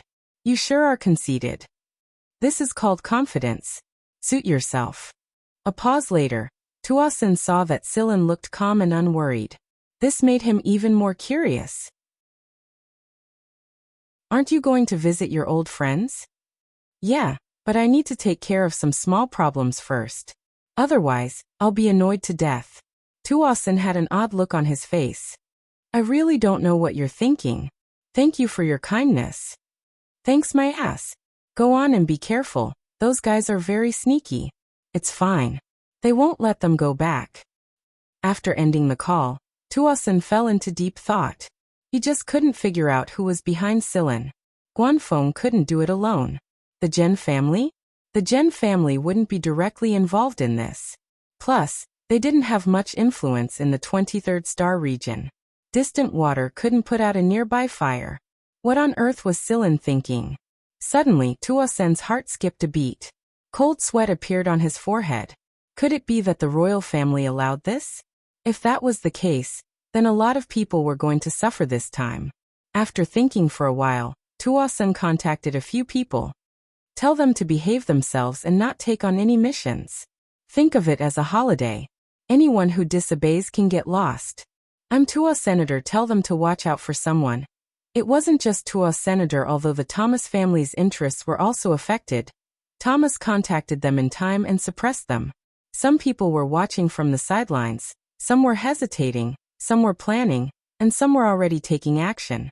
The battle had begun in a place where most people weren't paying attention. Not long after, the nobles who had sent out the first batch of people didn't return at all. Their disappearance was very strange. Then some nobles received news that almost all the people they had sent out had been wiped out. More importantly, the 23rd MR's army didn't move at all. How was this possible? How could a mere honorary scholar of the Royal Academy of Sciences do something like this when the military wasn't around? What kind of person was Silin? What kind of background did he have? What gave him the courage to do something like this? Therefore, some people began to think deeply, and some gave up. Wasn't it just a short-term interest? Let's avoid this incident first and continue after the storm has died down. Some people contacted a few famous nobles in the capital, but they didn't receive any definite information. Or rather, most of the nobles there hadn't even paid attention to the matter before this. Zhen Xingming and the other two were having fun in the bar. Hee, that guy sure is bold. I can't believe he said something like that. What's there to be afraid of? If I knew better, I would have said the same thing. A worm should be pulled out as soon as possible. Tisk, why don't you think about how many people are involved in this? But how did he take care of it? Curious, very curious. Did you get in touch with him? Xingming? Belle asked. No. He disappeared mysteriously after his speech, but I'm sure nothing happened to him. My family wouldn't be this quiet otherwise. That's true. Oftentimes, people who looked stubborn on the outside actually understood certain things better than anyone else. Inside the palace, the emperor looked at the information in his hand and smiled. He said to the guard captain beside him, "Let him be. He knows what he's doing. You don't have to interfere." The emperor didn't refuse Silin's request to remove some people. Will things go a lot smoother if we remove these people? Of course. Some trends have to be curbed by force. Unfortunately, I don't have the ability to do so, but Silin can. Guanfeng's face was on the screen in front of the emperor. That's fine. That kid is truly in charge now. But I want to see results when the time comes. While everyone was secretly paying attention to Silin, Silin and Huimao had arrived at Old Chang's planet. It was a very remote place, and not many people knew what Silin had done. In fact, Silin's speech was only known to a small group of people. Moreover, the speech had been cut off halfway, so no one dared to spread it outside of the academic conference hall. That was why there were even fewer people who knew about Silin. It was still the same planet, and it was still the same region.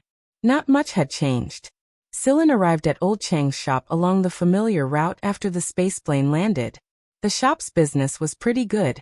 Even from afar, Silin could hear the three brats talking as if they were asking for credit, and Old Chang's laughter. Judging from their voices, they seemed to be in good health. The employee Silin had hired before he left was still there. He was greeting customers. I didn't recognize Silin at first. He wasn't familiar with Silin after all. 2 service robots were passing parts to him. I walked over and said, "Welcome. What can I do for you?" However, before Ali could continue to ask, the 3 little kids behind him rushed over with eagerness. "Big Brother Silin. Big Brother Silin, why are you here?" "Grandpa, Big Brother Silin is back." Chang Xiaoba shouted into the shop. Chang Xiaowu was already studying outside. Only the 3 little kids were often at home. However, from the looks of it, they kept in touch often and didn't seem too sad. Hearing Chang Xiaoba shout, Old Chang couldn't care less about repairing the flying car. He quickly ran out. Old Chang's son was quite healthy. His living conditions were good, and his body was much better. The 3 little kids had grown a lot taller. Although Silin had brought some toys, they still liked to play claw stacking with Huimao. After visiting Old Chang and his family for a night, Silin bid them farewell and left. Before leaving the planet, Silin went to the civilian area. The layout hadn't changed much. It was still the same spider web. However, the area around the garbage dump had expanded. Compared to the slow development of the city, the civilian area was retreating, repeating their simple lives day after day. Some people were extremely satisfied, while others were full of resentment. Without staying for too long, Silin left the planet. He wasn't worried that those people would attack Old Chang's family. There were people in the dark, protecting them. "Silin, where are we going now? Are we going back?" Huimao asked. "I'm afraid not. We'll meet the robbers." Huimao's eyes lit up. He immediately replied, "Then we won't go back. Where are the robbers?" "We'll meet them soon." It was indeed soon. When Silin was eating Chinese food in a restaurant on a planet, he found poison in the food. However, Silin ate it as if he didn't know it. Huimao didn't mind. This kind of poison was nothing to them. After leisurely eating Chinese food, Silin left the restaurant with Huimao. They walked to a deserted place, and the 3 robots appeared. "Are they all taken care of?" "Yes." "That's good.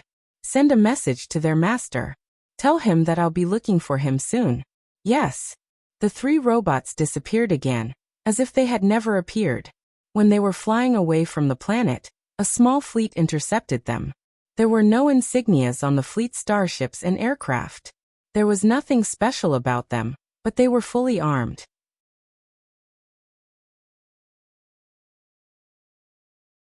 Chapter 309. The other party had no intention of negotiating and opened fire as soon as they arrived. However, before they could open fire, Silin's spaceplane turned invisible. Then it was as if it had disappeared. They could not see or scan it. The cannons fired in all directions, hoping to hit the hidden spaceplane, but in the end they all shot into the distance, toward the debris in space. After a series of random shots, the first huge explosion appeared in the fleet, followed by a second and a third. No one in the fleet knew why this happened. It was inexplicably frightening. When all the starships and spaceplanes in the fleet exploded, everything calmed down. Silin's spaceplane reappeared in the distance, and in a few other places, robots appeared one after another, followed by a small starship. The robots completed their mission and reported to Silin before flying back to the starship to complete their next mission. Similar things happened many times, but Silin was already used to it. Not long after the robots left, Silin received a call from Shikai. "Silin, what are you planning to do?" Silin did not answer. Instead, he asked, "Have you thought about what happened last time?" Shikai paused. "Give me some more time." "Sure." Silin did not mind Shikai dragging it out for so long. He had his own plans. "Do you still need robots?" "No, these are enough for now," Shikai sighed. "There are people in Black Viper who are not satisfied with what you are doing. Although their opposition will not have much effect, I hope you can think more before you act." Silin smiled. "Are you warning me? I don't have the guts. You are now one of the 3 leaders. If you think it's right, then do it. If you need more robots, contact me directly." "Okay." After talking for a while, Silin ended the call and sat in his chair to think. Huimao, who was resting on a shelf next to him, looked up at Silin and said, "That guy really took a long time to think." It's fine. We have other things to do anyway. Since he had to think of a way to return to the League of Stars, Sillin would not place all his hopes on Shikai. Looking at the name list in his hand, those restless people should be quiet now. The next step was about to begin. Sillin had a talk with Guanfeng before his lecture at San Colombo. Aside from deciding on the content of his lecture, Sillin also proposed a plan to create an online forum for academic exchange. There were a lot of online forums in the Empire, and of course there were many academic ones as well. However, the online forum Sillin had created was different. There weren't too many restrictions, and there wasn't any difference in status. As long as you understood a certain field, you could speak freely in the forum. It didn't matter if you were a senior professor or a nameless nobody in real life, you could speak freely. Moreover, the identity information of the people in the forum was confidential. Outsiders would not know. This was a kind of protection policy. The plan was approved very quickly. At first, the decision-makers at the RAS didn't care about the forum at all. It was only because Guanfeng had spoken up that they quickly approved it. After all, Sillin was a member of the RAS, and this kind of thing had to be approved by the RAS. Otherwise, it would be considered a violation of the RAS's regulations. Aside from the RAS's approval, Sillin also received permission from the Mist Bodhisattva Emperor. Therefore, there were two symbols of authority and approval on the login screen of the online forum. One was the RAS's, and the other was the Mist Bodhisattva Emperor's. Right now, the academic community of the Empire needed a source of motivation and cohesion. They weren't people like Neo, who were easily influenced by the outside world and limited by life. They didn't have a second Black Viper to protect them. Sillin's forum had provided them with a platform, and Black Viper was able to show off their existence as well. Sillin was still working on the forum. He and Huimao were the main body, while Shikai and other Black Viper-related personnel were assisting them. During this time, Sillin had delegated the task of dealing with the assassins and interceptors to the robots and special forces. With their covert operations, none of the troublemakers were able to escape unscathed. Tuosin thought that Sillin was a knife in the Imperial family's hand. Since the Imperial family couldn't do it themselves, they left it to Sillin to clean up the academic community. What he didn't know was that Sillin himself was borrowing the name and influence of the Imperial family and the RES to achieve his own goals. Huimao was the only one who understood this. Otherwise, he wouldn't have done everything he could to help Sillin create this online forum. Moreover, the name Hubie Lu would soon be known on this forum. Not long after, just when everyone in the 23rd star region thought that Sillin would stop causing trouble, Sillin reappeared and created a new forum, Return. The logo of the two badges on the forum shocked a lot of people. There were many forums in the Empire, and any one of these two badges was enough to raise eyebrows. But this forum had both of them at the same time. It was only natural that a forum recognized by both the Imperial family and the RAS would become popular. Even people outside the academic community wanted to take a look. There were many types of forums, and they all started with questions and bounties. If the questioner was satisfied with the answer, the bounty would be transferred to the person who answered. The bounty wasn't virtual. It could be converted into real Mist Bodhisattva dollars, and the money would be transferred to a memory card. Everything was driven by the word profit, and Sillin had put a lot of effort into the forum. At the beginning, the bounty for the questions was 300 million. This included Sillin's own money, Yufeng's, the RAS's startup funds, and the Mist Bodhisattva Emperor's financial support. A portion of the initial registrants were only here to take a look because of Sillin, a portion of them were attracted by the two badges, and the rest of them were here for the bounty money. Some people used their virtual IDs, and some used their real names. This was especially true for famous people. They disdained using virtual IDs, and were used to doing things with their real names. That was why everyone knew that on the first day the forum was opened, a guy called Hubie Lu, in the mechanical engineering and programming section of the Return forum had angered a famous old scholar to the point of fainting. I heard that the old scholar had to rest in the hospital for a month after that. It was obvious how angry he was. But after the old scholar had regained his energy, he came back and quarreled with Hubie Lu again. After that, the name, Hubie Liu gradually became known to the public. It was because he could find useful answers to many obscure and difficult questions in the mechanical engineering section. But when people asked him about his true identity, he refused to answer. Therefore, many people thought that this mysterious Hubie Liu was a folk expert. There were many hidden experts like this. Some were attracted by the bounty, and some were remembered by people when they argued with famous scholars. But they seemed to only exist in this virtual network. It was impossible to know their roles in the real world. Since the first day, the debate in the forum had never stopped. There was a special arena set up in the forum.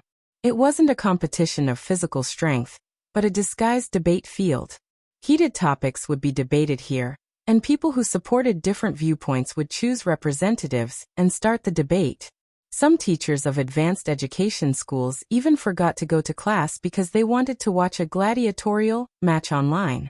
Some academic or educational institutions had begun to think carefully. When the arena debated, the arguments cited by the arena would emphasize the research results of a certain person in a certain research institution or school. This was also a good advertising platform to let people know more about those institutions that were not famous. Here, people saw a lot of new ideas and learned a lot. People who wanted money would spend more time and effort to find answers. Even if everyone's starting point was different, they were all working hard for the same problem. They weren't afraid of arguments. They were afraid that people wouldn't argue. It wasn't a bad thing to let more people experience this kind of atmosphere. A lot of people who stood at the top of the academic world didn't lack money at all. It was why the bounty they posted could make a poor family rich overnight. Wasn't this also a driving factor? In fact, there were some powerful scholars who had fallen on hard times for some reason, and became rich overnight because they answered the questions. The Sizer family made up the majority of the people who answered questions related to flying cars. They would add the words Sizer Whirlwind in front of their virtual ID, and Fleeka had chosen them to be stationed in the forum to answer some people's questions. At the same time, the Sizer family's influence grew even more. Naimi even joined in the fun. He used his real name and discussed the topic of flying cars with a lot of flying car enthusiasts. Gradually, everyone realized that the noble young master of the Sizer family wasn't just for show.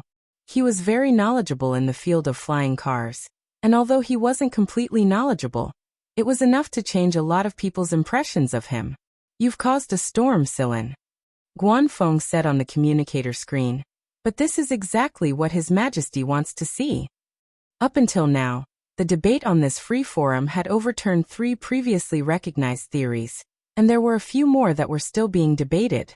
The academic world was in an uproar right now. Silin shot a glance at Huimao, who was squatting next to the microcomputer and wrestling with someone on the forum. He smiled but didn't answer. Huimao had been very cocky lately because he had angered a couple of famous professors to the point of fainting. Of course, a lot of famous people had come to him for advice, including the ones who had been infuriated to the point of lying on the ground a couple of times. But every time they were pissed off by Huimao, they would come back to him again. It was a kind of acknowledgement, but they were too embarrassed to say it out loud. The name, Hubie Liu, was known to the public on this virtual platform. It was a place where he could show off all his talents other than being an idiot and a glutton to his heart's content. He lived in this virtual world without any scruples. Besides Huimao, some people from Black Viper had also come into contact with this forum. But before that, Silin told them that there were some things they couldn't expose. The 3 publicly recognized theories were overturned in a wrestling match between Neo and a couple of honorary scholars and an academician of the RAS. That was why the dean of the RAS looked terrible as of late. He looked like he wanted nothing more than to drag Silin over and give him a good scolding. Silin himself had benefited a lot from other people's knowledge as well. He had a name list in his hands while absorbing the thoughts and knowledge of all parties. If there were no surprises, some of the people on this name list would be able to help him open a path to return.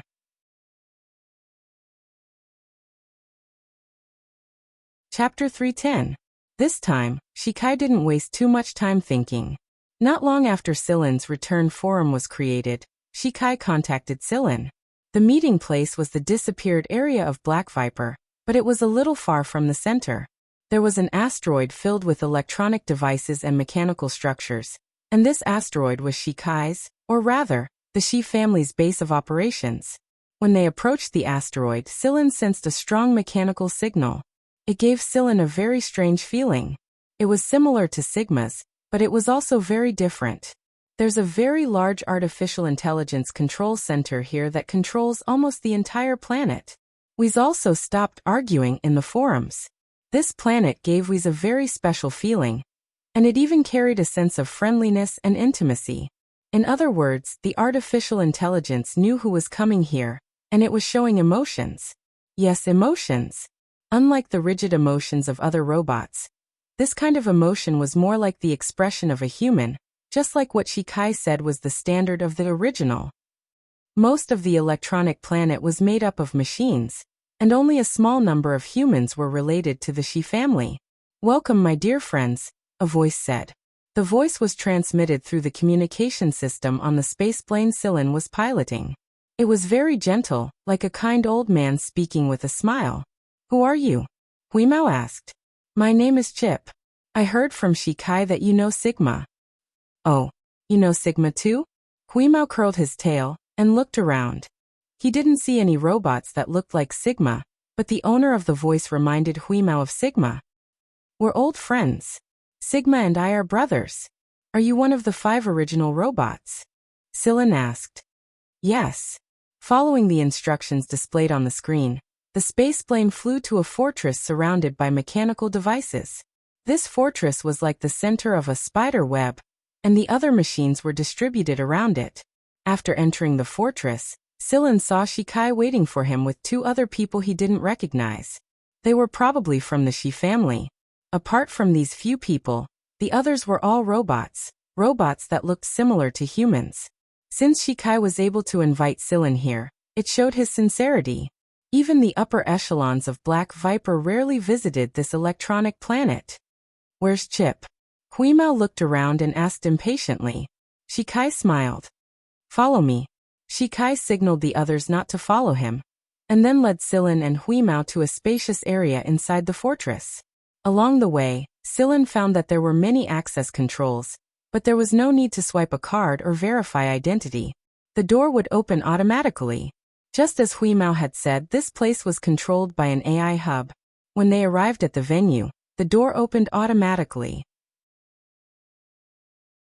Sillin followed Shikai inside, and the first thing that entered his eyes was a gigantic mechanical body.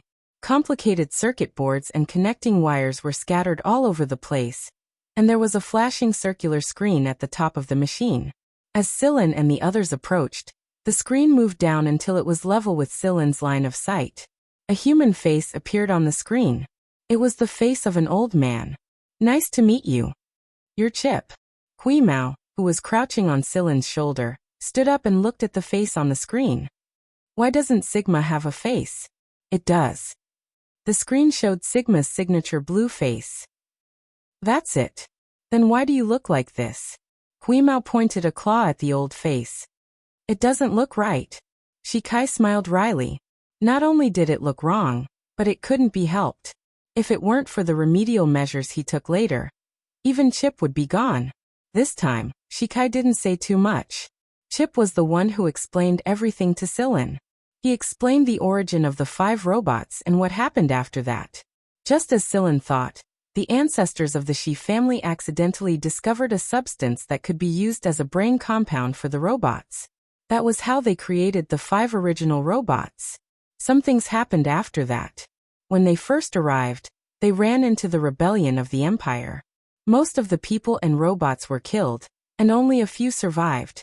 They ran into Miss Bodhisattva Freeman, who was ostracized at the time. Freeman provided them with shelter, and at the same time, they developed a batch of intelligent combat robots together. After that, the remaining members of the Shi family and the 4 original robots signed an agreement with the Miss Bodhisattva Emperor. After that, an organization called Black Viper appeared in the Empire. This was the same thing every patriarch of the Shi family knew. Shikai knew this as well. However, there was one thing he didn't know. There were only 4 robots when they met Freeman. As for why, no one knew the answer even now. There were many things that were still a mystery. Sillin also noticed this problem. Why were there only 4 original robots when we met His Highness Freeman? Chip paused for a moment before sighing. Later on, our master erased a part of our memories. We don't know what that memory was. The only thing I remember is that our master said it was to protect the Shi family. The robot that disappeared it was Sigma, Chip answered. Sillin looked down. If it was Sigma, then the erased memory was probably about how Sigma was sent to the League of Stars. Moreover, the Shi family had concealed the technology. They knew about the technology that allowed them to travel between 2 major star systems. So, where did you meet Sigma? Perhaps these are the memories that were erased, Chip asked anxiously. It had been wondering about this for almost 1,000 years. When Shikai finally told it about Sigma, it made him agree to Sillin's request immediately. Originally, Sillin had come here to lay his cards on the table, but he didn't know that the Shi family didn't belong to the Miss Bodhisattva Empire at all. Or rather, they knew about it in the first place, but their memories were erased later on. Seeing Sillin's hesitation, Chip added, "Not all of the original robots had their memories erased. I don't know if Sigma's memories were erased or not, but I'm sure Moon didn't. Of the 5 of us, Sigma is the most innocent, and Moon is the best at playing dumb. I didn't find out until later that Moon's memories weren't erased like the rest of us. Moon wasn't one of the 2 destroyed original robots, but he had been in a special state since a long time ago. In order to understand the complex substance in the brain, the Shi family's descendants had destroyed 2 original robots, and Chip had almost been crippled as well. He wouldn't have ended up like this if he hadn't made amends later on. After Chip's accident, Moon went into forced hibernation. No one could wake him up, and Chip forbade the Shi family's descendants from using him for research. Even if he couldn't create another original robot, he wouldn't allow them to destroy him.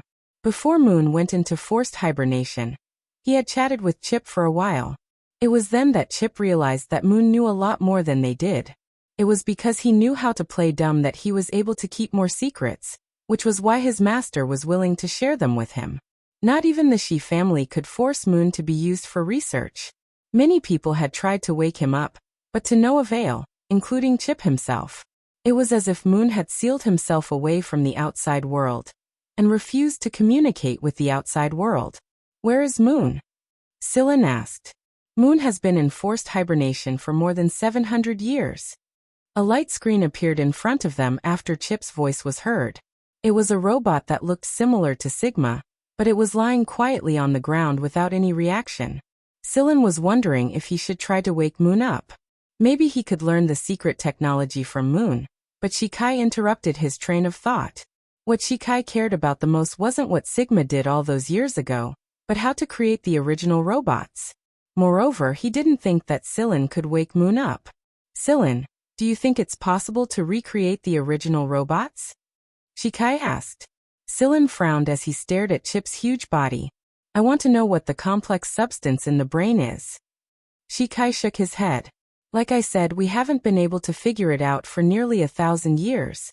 Even the 2.5 original robots that we sacrificed only know part of it." Shikai nodded at Chip, and an image appeared on the screen. It was a spherical crystal, but it was not a solid sphere. It had a core, and there were countless branches extending from this core. Each branch was strangely shaped, and they were very complicated thin crystal columns. These thin crystal columns seemed to be covering the core with a thick layer of fluff. Sillin's face twitched when he saw the image. Huimao also shook his beard. Shikai was shocked when he noticed Sillin and Huimao's strange reactions. "Have you seen this before, Sillin?" Sillin was distressed. How should he put it? "Why is it here?" "I've seen it before, but it's been used up. I'm afraid it'll be difficult to find it again."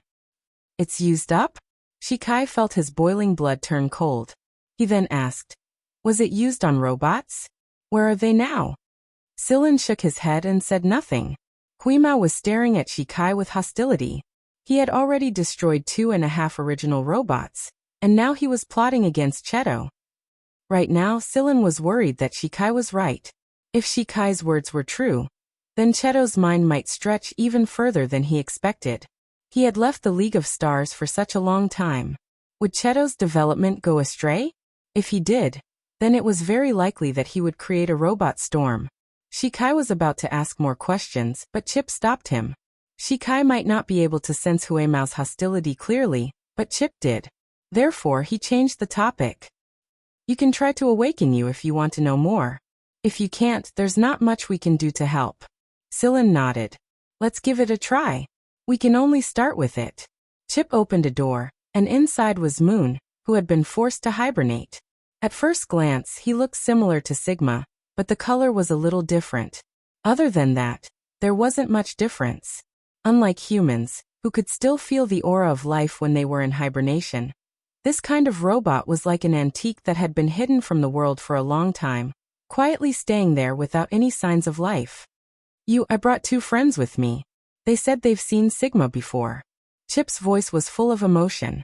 Several hundred years had passed, and Chip was now the only one of the 5 brothers who was still guarding this place. The other 4 were either destroyed, missing, or in hibernation. Even though they were not real humans, their thoughts and emotions were similar to those of humans.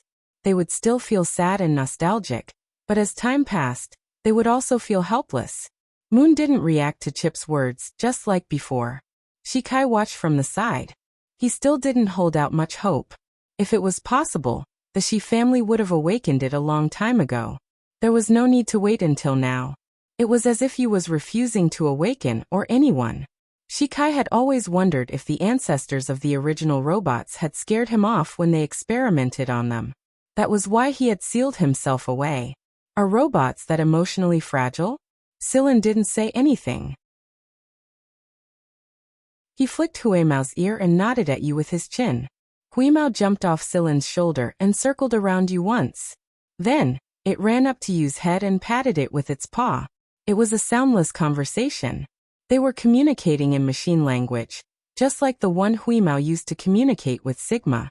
Although it was soundless, Shikai could sense some of it. He couldn't understand it completely.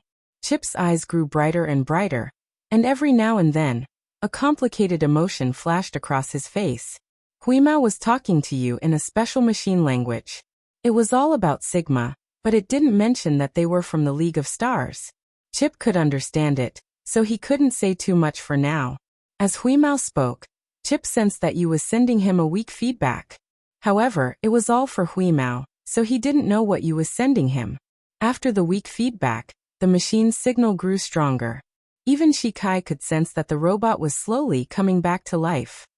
When the blue light flashed, Sillin knew that Huimao had succeeded.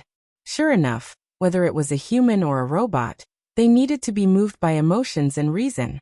Otherwise, it would continue to play dumb and act like it didn't know anything. The blue light grew stronger and stronger. After a few changes, you suddenly jumped a few meters away. Then a childish voice filled with confusion and fear rang out. Who are you? On the round screen, Chip's old face stiffened. You was playing dumb again.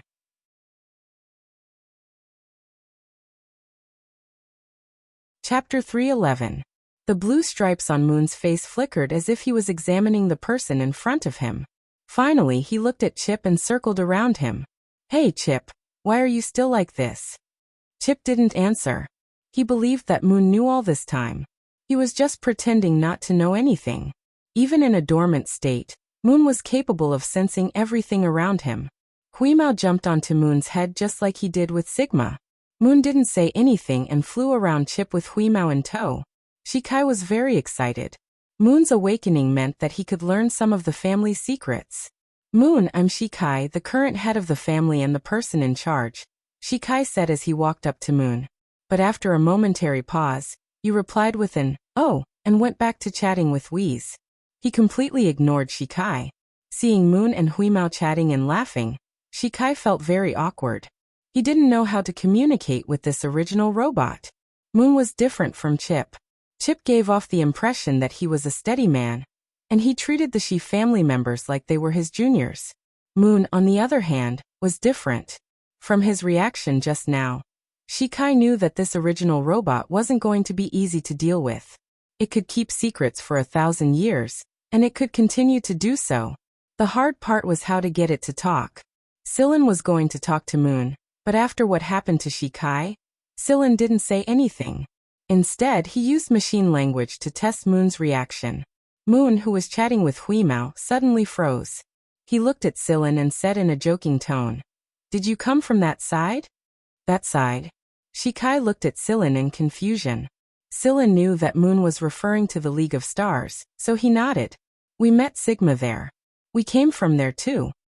"Did they find all of Alilo's cages?" Moon flew up to Sillin and asked. "Most of them were found before we arrived. I don't know the rest." Yu tilted his head and muttered, "It's been 1,000 years and you still haven't found everything. How slow. I've already said that there's no need to leave it for them. Wouldn't it be better to swallow it yourself?" Shikai didn't interrupt. He knew that Yu and Sillin were talking about secrets that the Shi family didn't know about. "Did your master leave it there on purpose?" Sillin asked. "Yeah. Back then, the Shi family was outnumbered and killed all those who had bad intentions. Some of the things left behind by those bad guys were left behind by Master. He said that people shouldn't be too greedy. Besides, those things didn't belong to the Shi family in the first place." "Why?" "The things he left behind are all very rare treasures. Because the people of the Shi clan like to create, not be given. Things given by others will make them dependent. Moreover, as long as the people of the Shi clan are around, they can continue to create those things. Your master is very confident." This was what Sillin thinks. It wasn't because the people of the Shi family were kind enough to leave those things behind. Rather, it was because they had a kind of self-confidence that they had solved a problem that countless people in the League of Stars thought was impossible. At that time, the 5 of us were watching The Myth of Creation, and were arguing about the story. Then Master told us the plan. This was a game that we thought of together with Master. The 5 Alilos in the Myth of Creation represented different dreams. White Knight, Tear of God, Shortcut, God's Back Garden, and the Spell. The corresponding 5 things were left there. At the time, Master said that if we had time, we would see who would find the 5 Alilo in the end. But what we didn't expect was that he never made it back. Moon flew over to Chip's gigantic body, sat down on a cable, and swung back and forth like he was on a swing. If it were anyone else, they wouldn't have the guts to do this, and Chip wouldn't treat them like they were. But now on the round screen, Chip's eyes were filled with nostalgia. Everything Moon did was spoil him like he was his younger brother. While swinging, Moon continued, "When we first arrived, the 5 of us always got together to bicker and argue, and Sigma was always the one who got bullied. One time, Sigma lost a bet, and Zoel told Sigma to go and see if anyone had found a shortcut, and that it could only come back to us if it found one. At the time, we were just joking. We really just wanted to tease it. Master also knew that the reason Sigma always lost was because the 4 of us teamed up to trick it. That guy was easy to trick and bully. After the 4 of us egged him on, the Master agreed to let Sigma go. He also promised to bring Sigma back from time to time for a reunion. Sigma hugged Master's arm and said that it was scared to go alone. So Master created Loveag to accompany Sigma. Moon fell silent for a very long time. Chip didn't say anything either, and he looked very sad. Sillin knew that they didn't pick up Sigma because Sigma thought that it was because the shortcut wasn't activated. In fact, it didn't even consider the possibility that it was the other 4 who were toying with it. Later on, a war broke out. A lot of people died in it, and a lot of equipment, records, and talents were lost to the flames of war that spread across almost half of the Miss Bodhisattva Empire. Master and a few others were lucky enough to escape the war zone, run into the Freeman, and seek shelter. However, we weren't able to bring Sigma back, because the black box that opened the spatial link was lost in the chaos of that war. It was lost in the vast universe. We tried to make another one, but the loss of the records and talents made the mission even more difficult. We couldn't contact Sigma, and we couldn't make another one until Master passed away. Before he passed away, Master said that he felt the most sorry for Sigma. It was because he lied, but he didn't have the time to fix it. The 4 of us felt very guilty because we were the ones who created that lie. And the price we had to pay was that there was no second Sigma for us to bully. Master said that we were humans, but we had the bodies of robots, so we shouldn't think that we were different. We should get along with everyone else. But when our companions left us one after another, we really did become different. Master, Sigma, and some of the Shi family's acquaintances left one after another. In the end, we watched as the familiar faces disappeared, and the cycle continued. When the Shi family said that they wanted to research the original robot, Zoel was the first to volunteer. It was because Zoel felt very guilty and regretful that it was the cause of everything that happened to Sigma. Zoel didn't come back after that. Later, someone said that they wanted to continue researching the original robot, so Euryphia went over on her own. When Euryphia walked into the lab, she told us to take care. She never came out after that. You stared at Shikai.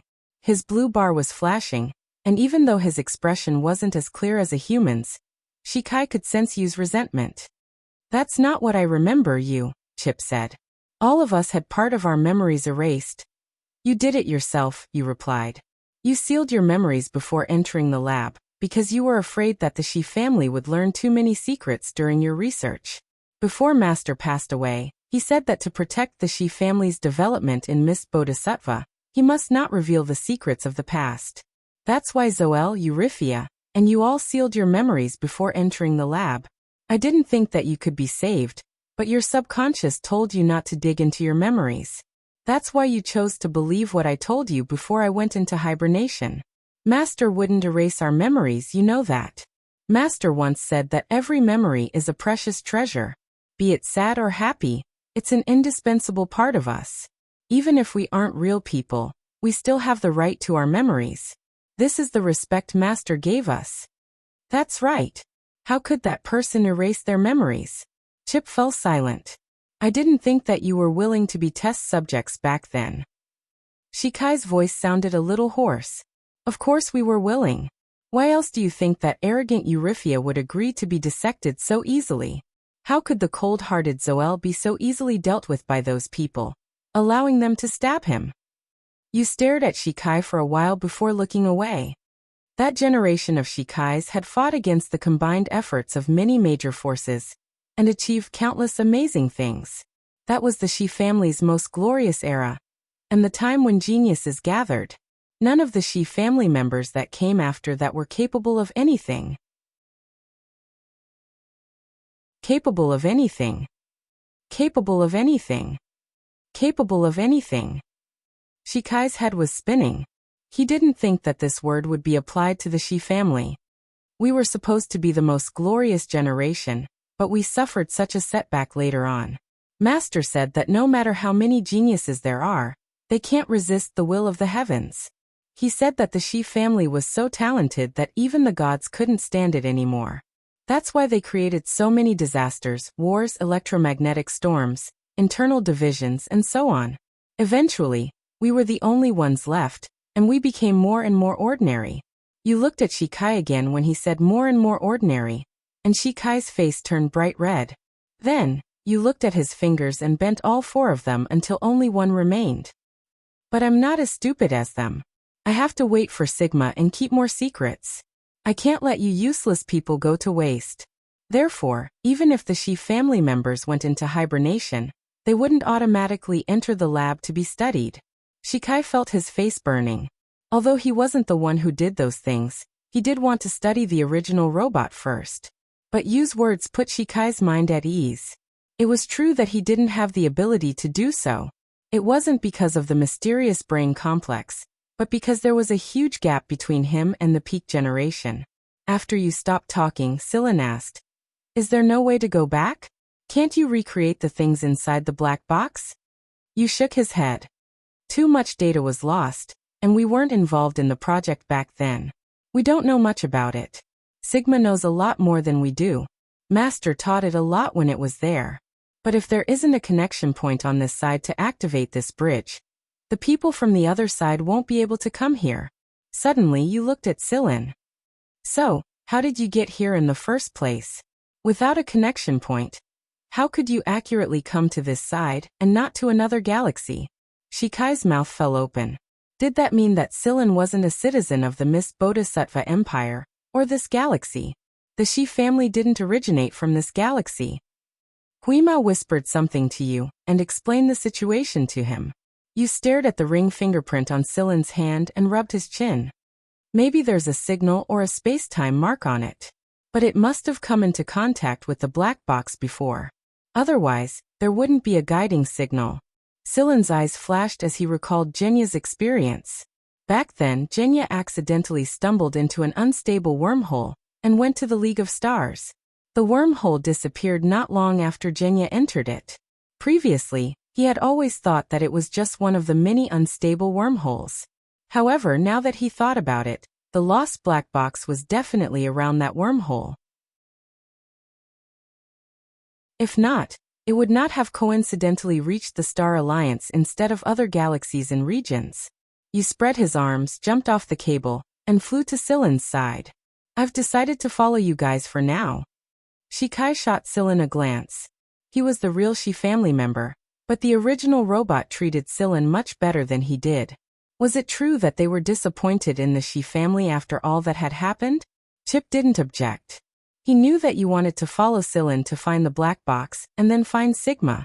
When they arrived, only Silen and Huimao came. When they left, they brought you with them. It was a lot more lively. Huimao logged into the return forum with you. At first, you just watched the war like everyone else online. It needed to absorb more information. Gradually, you joined in the war of words with Huimao. That day, a lot of people fainted from anger. When they were tired of the forum, you said he wanted to watch TV. So Silen gave him a microcomputer. Out of boredom, Huimao went to watch with you. But when it saw the video you selected, its whiskers trembled, and trembled again, and again. This robot was watching X-rated movies. What was shown on the screen was a scene of them kissing each other to the point of forgetting everything else. Then it was the scene of the protagonists making love, moaning and moaning for a long time. Oh, I'm so shy. Aiwa covered his face with his hands and looked embarrassed. Silen, what's with that weird blue band of light flashing between your fingers? Huimao flicked his ears. Never mind.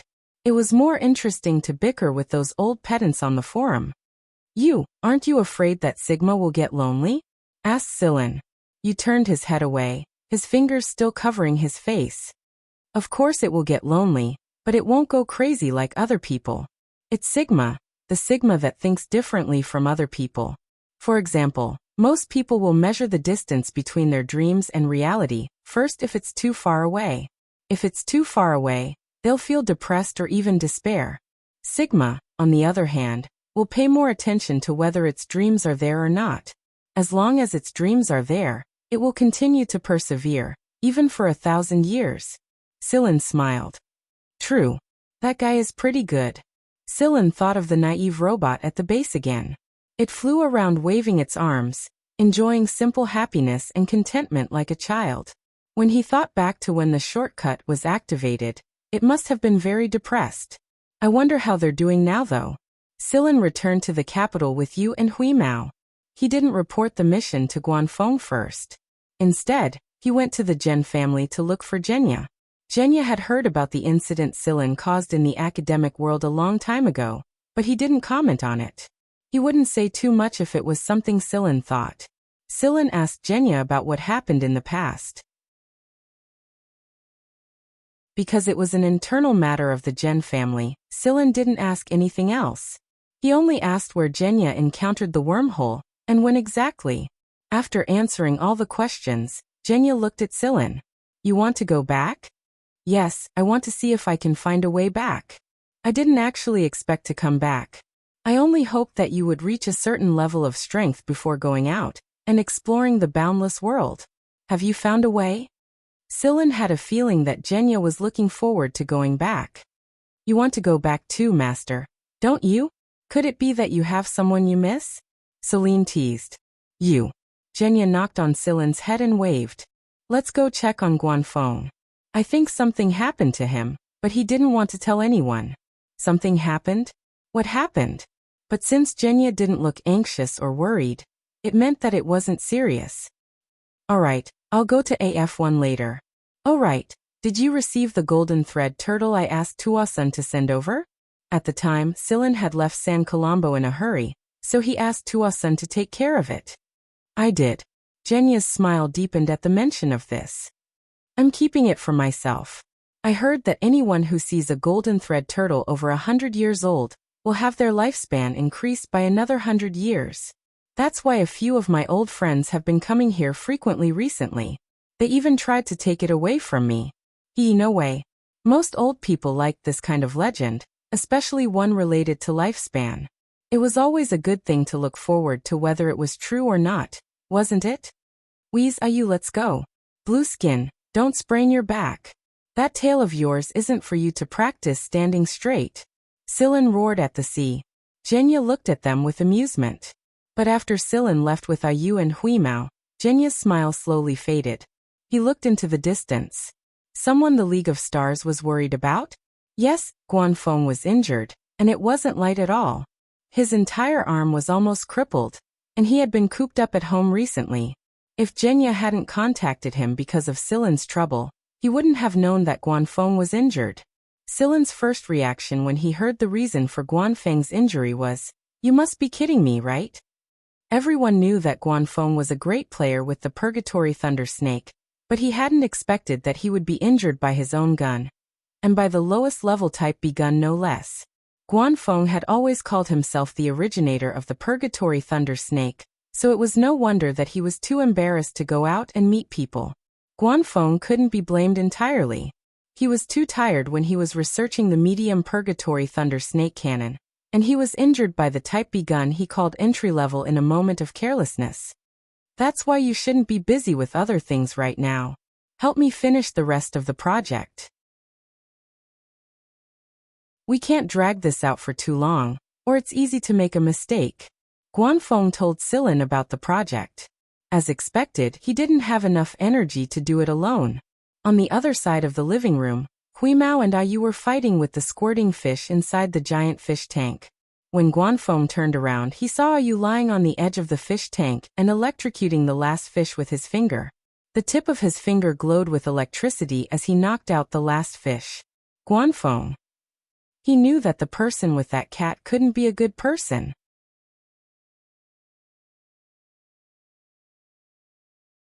Chapter 312. Sillin didn't head out to search for the black box immediately. Guanfeng's matter was more urgent, and Sillin wanted to hide for a while. Sillin had caused too much of a ruckus in the Empire recently, and many people were paying attention to Sillin's movements. Therefore, Sillin decided to keep his search for the black box a secret for now. Just as Sigma's master had said back in the day, there was no benefit in letting too many people know about this. Not to mention that they still had no idea what was going on. Everything was still up in the air.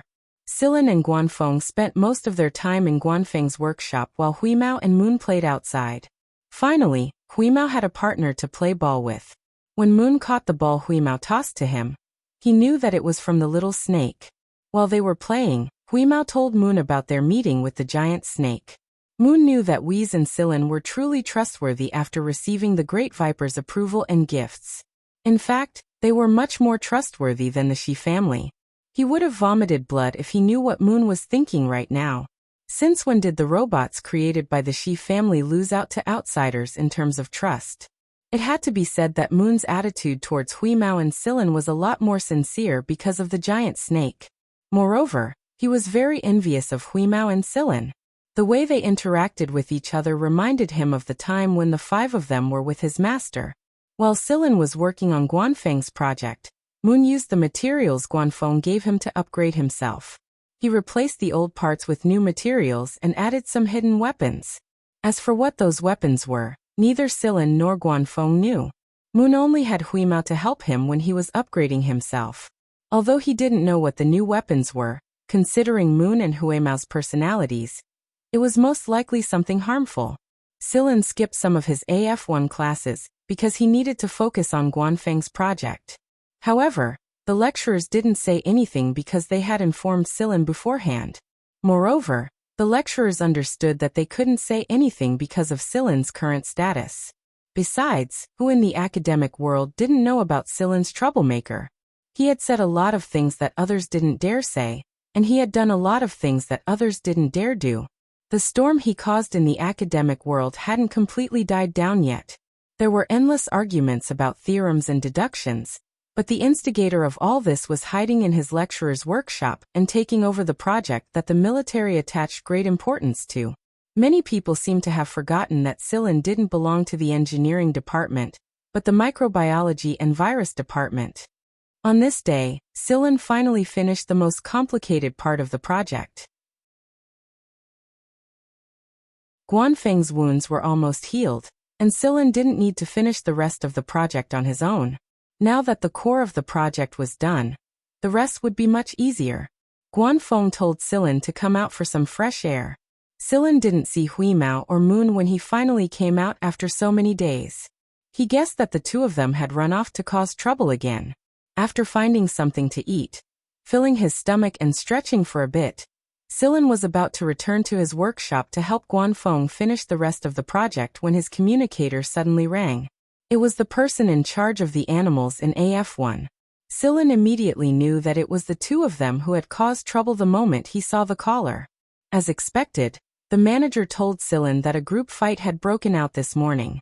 What the manager didn't know was that Huimao and Moon were also involved. Huimao was a familiar face. There was no one there who didn't know that Sillin was Huimao's guardian. Since Moon was with them, the manager contacted Sillin directly. When Sillin arrived, the animals were being scolded. The giant King Kong was burying its head in a wronged expression, and the other animals weren't much better off. Wheeze and Moon weren't standing with them. Instead, they were standing at the side. There were also two managers standing at the side with obvious cat paw prints on their faces. It was obvious that this was Wheeze's handiwork. Huimao, who had been acting like a none-of-your-business to those people, dropped his ears the second he saw Sillin. Moon had always been an obedient child. If they hadn't seen the robot send a rhino flying with a single punch, they would have thought that Moon was harmless too. A group fight, Huimao's ears dropped even lower. Sillin stood in front of the two troublemakers and looked at Moon, who was twirling his fingers obediently with his head lowered. Then he looked at Huimao, whose eyes were darting around uncertainly. Sillin picked up Huimao's nape and pried open his mouth. There was some suspicious flesh between his teeth, and it wasn't even from the same species. It was obvious how many animals he had bullied. In the past, he had bitten a small crocodile until it cried, causing it to run away whenever it saw him. Since Huimao and Moon weren't members of this group, Sillin had to compensate them for their actions. After paying the compensation, Sillin took the bill and waved it in front of Huimao. When he saw the amount, Huimao's heart sank. Who knew that a fight like this would cost so much? If he had known this would happen, he wouldn't have listened to Moon and joined in. He would have just been a spectator. So much money. Huimao counted with his claws. That was 200 pounds of fish biscuits of the new flavor. 200 pounds of fish biscuits were gone. Gone. Sensing Huimao's thoughts, Moon turned his head and pretended not to know anything. To prevent these two guys from causing trouble again, Sillin assigned a task to Huimao and Moon. He took out a list and asked them to monitor the activities of the people on the list in the forum. With Huimao and Moon's abilities, it would be difficult for them to be discovered even if they monitored everyone in the forum at the same time. This was the safest and most convenient method. After Sillin re-entered the workshop, Huimao whipped Moon with his tail. "Have you finished collecting the samples?"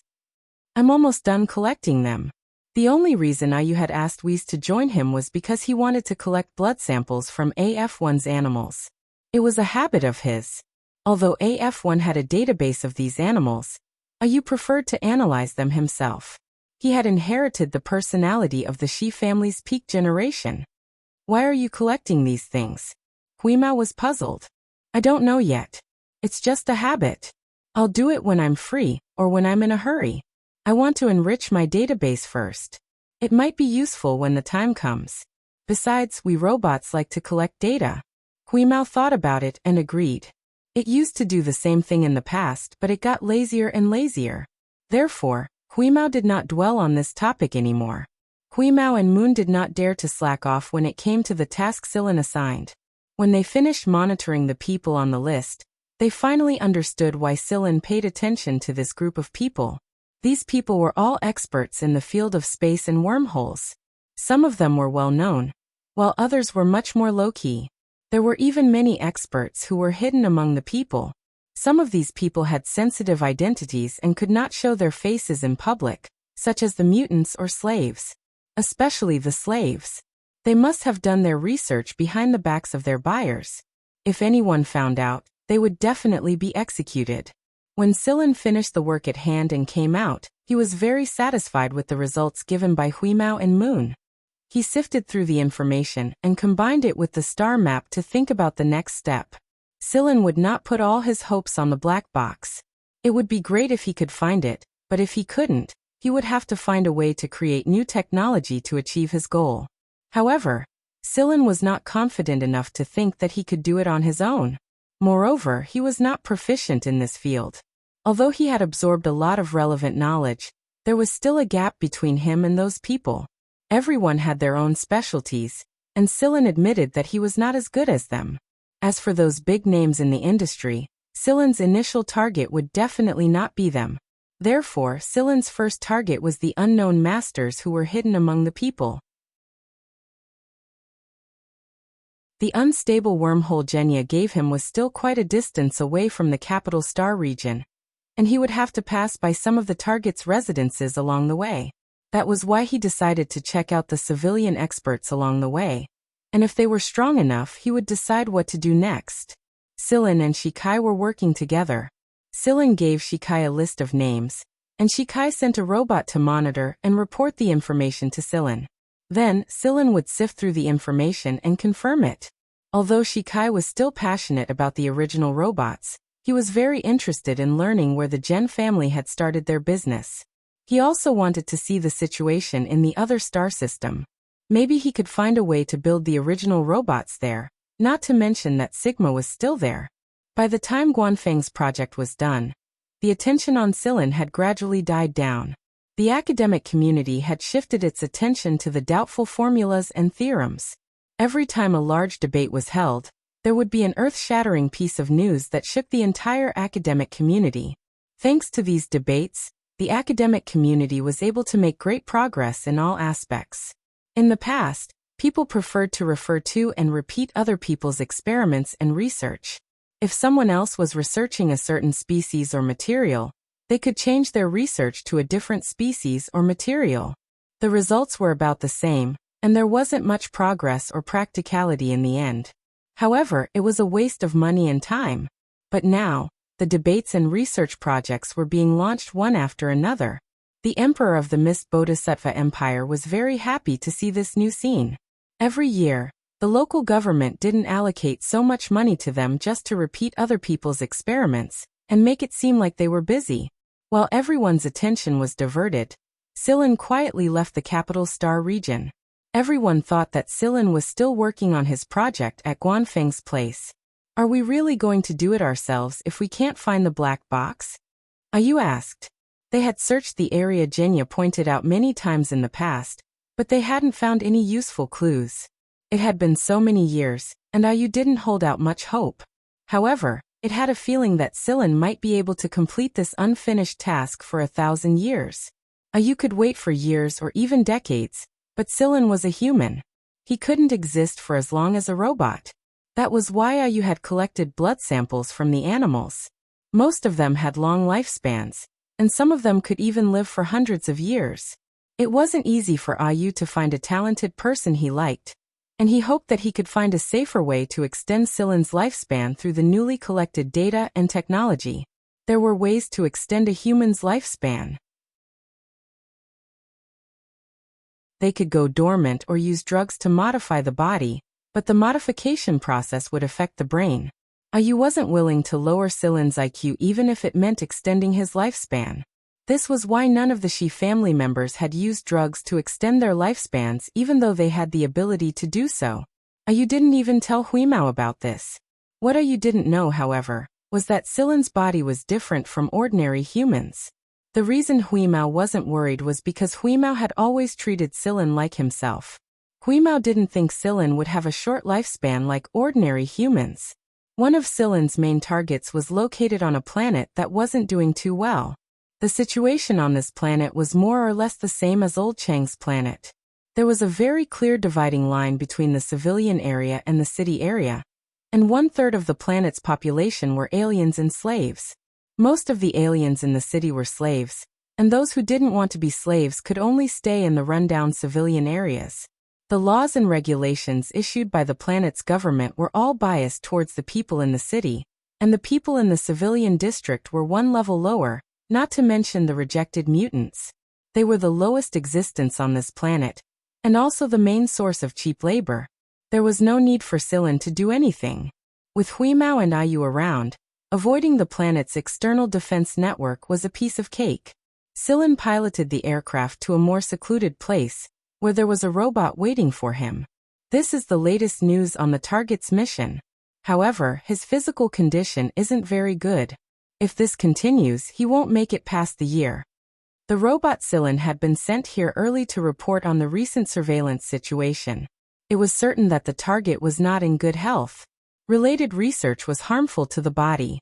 Which major research institution didn't have layers of security measures? Moreover, the people who were doing related research would receive regular maintenance treatment to prevent their bodies from being stimulated by radiation and energy disturbances, which would lead to deterioration and mutation. In contrast, the conditions of this target were much worse. It was impossible for him to have a fully protected laboratory, and he wouldn't be able to enjoy the regular treatment and maintenance that would cost him a lot of money. The deterioration had started long ago, and because he hadn't received any good treatment, the deterioration spread very quickly. Even the second and third deterioration appeared one after another. After studying this for so long, it was really not easy for him to stay alive and continue his research. Taking the temporary fake ID, Sillin took Huimao and Ayu to the city. The fake ID made it more convenient for Sillin to act on the planet, and it also avoided some extra attention.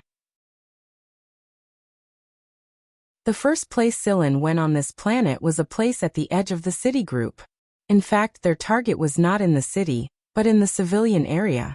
After the robot Sillin finished explaining, it went back to continue monitoring the situation of the target to prevent any sudden incidents.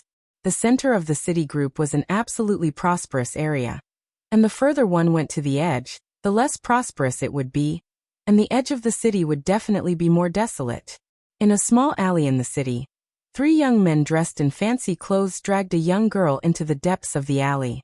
One of them covered the young girl's mouth to prevent her from screaming. Ignoring the young girl's struggle, he tightly clamped down on the young girl, not letting her break free. The 3 of them all had malicious smiles on their faces. The passers-by just glanced at them and didn't look again, as if it was a common sight. Moreover, the 3 people were not good people, and meddling in other people's business would only be asking for trouble. If anyone looked too much, they would also provoke the 3 young men's angry glares, as if they would dig out their eyes if they looked again. After the 3 young men dragged the girl deep into the alley, they threw her into a dead corner, and the 3 of them blocked the way. There was no one else here, and it was quiet. Only the squeaking of the rats and the buzzing of the flies could be heard from time to time beside the garbage dump. This place was too remote. Even the cleaning robots would not come here often, and the patrol team would not come here either. There were often people from the underground gangs dealing with things that could not see the light of day. Often, people would find mutilated corpses that had been dead for a long time in this place. After the girl was rudely thrown into the corner, she didn't have time to wipe the tears on her face and tidy up her messy hair and clothes. She curled up her arms and retreated to the corner. Her big eyes were full of fear, and she kept trembling, looking very pitiful. This can't be blamed on us. You bumped into us yourself. Of all the bad roads, you just had to bump into us. You can only blame your own bad luck. The 3 young men slowly surrounded the corner, and one of them had already started to pull up his pants. The rat that was rummaging in the garbage dump for food suddenly stopped, and all the hair on its body stood up. It quickly left the garbage dump and fled underground, not even caring about the rice cake it had just found. The sound of blood splashing against the wall was mixed with the thud of the rats falling to the ground. The thick stench of blood permeated the air, mixing with the stench of the garbage dump. It was particularly nauseating. There was no sound of moaning, not even the last word was uttered. The 3 young men fell to the ground. Their faces still had a bit of a lewd smile on their faces. Their pants were not completely pulled down. They did not even react until they died. The pitiful girl stood up and gently patted the dust off her clothes. The fear in her eyes had disappeared, and she looked as calm as if she had just thrown away a few pieces of garbage. She walked up to the three young men and took out all their valuables. She carefully put them away and prepared to leave. But when she turned around, she found that a person was already standing there. There was a gray cat perched on the person's shoulder, and it was staring at her curiously. Charo.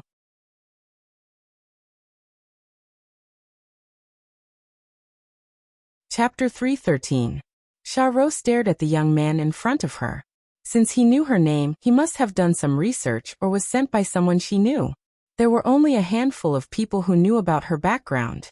However, Charo didn't sense any killing intent from this young man. Either he was harmless, or he was good at hiding. Either way, Charo didn't want to tangle with this young man. She wasn't confident that she could win against someone who could appear without a trace. Who are you? Charo looked at Sillin cautiously. Sillin didn't answer her directly. I have something to discuss. Shall we find a place to talk? Charo frowned. I don't know you. There's nothing to talk about. If you're going to threaten me with what happened earlier, I'm sorry, but I don't accept threats. Although she looked to be only 14 or 15 years old, and looked a little underdeveloped, she was able to speak so calmly and kill people without batting an eye. Her methods were clean and efficient, and she was a girl. It was indeed impressive. No wonder she could operate in the city for so long. Charo's eyes turned cold when she saw that the young man wasn't going to leave. Foxes and wolves? Myriad Sea City? Or another gang? Sillin chuckled softly. It looks like this girl thinks I'm a member of a gang in the city. Neither. I'm actually looking for Sher Tang. The Sher Tang that Sillin spoke of was the person he was looking for. He was also the girl's older brother. Charo suddenly erupted with killing intent as soon as the name, Sher Tang, came out of her mouth. Her figure vanished into thin air. At the same time, a cold light flashed like a silver snake. Just now, the three people were killed by this. Their arteries, throats, ribs, and hearts were all severed. However, the cold light was too fast, as if everything happened at the same time. The three people didn't even have time to react before they lost their lives. The cold light's target was Sillin. The cold light didn't always exist. It only flickered for a moment when Charo vanished into thin air. Then it disappeared. However, just because it couldn't be seen didn't mean it didn't exist. Sillin reached out with his right hand and stopped not far from his chest. He pressed his index and middle fingers together, as if he was holding something. His hands moved quickly, but Sillin's gaze was fixed on a spot not far away. Then, a silver ring of metal appeared on his right hand. It extended all the way to where Sillin was looking, and Charo's figure gradually appeared. Charo was holding an extremely thin metal weapon in her hand. It was her weapon. Charo was a mutant, and only a handful of people knew that she could turn invisible. Most of the people who knew about Charo's ability were already dead. In the blink of an eye, Charo knew that she was no match for the man before her. His invisibility ability did not work at all, and Charo didn't plan to attack for the time being.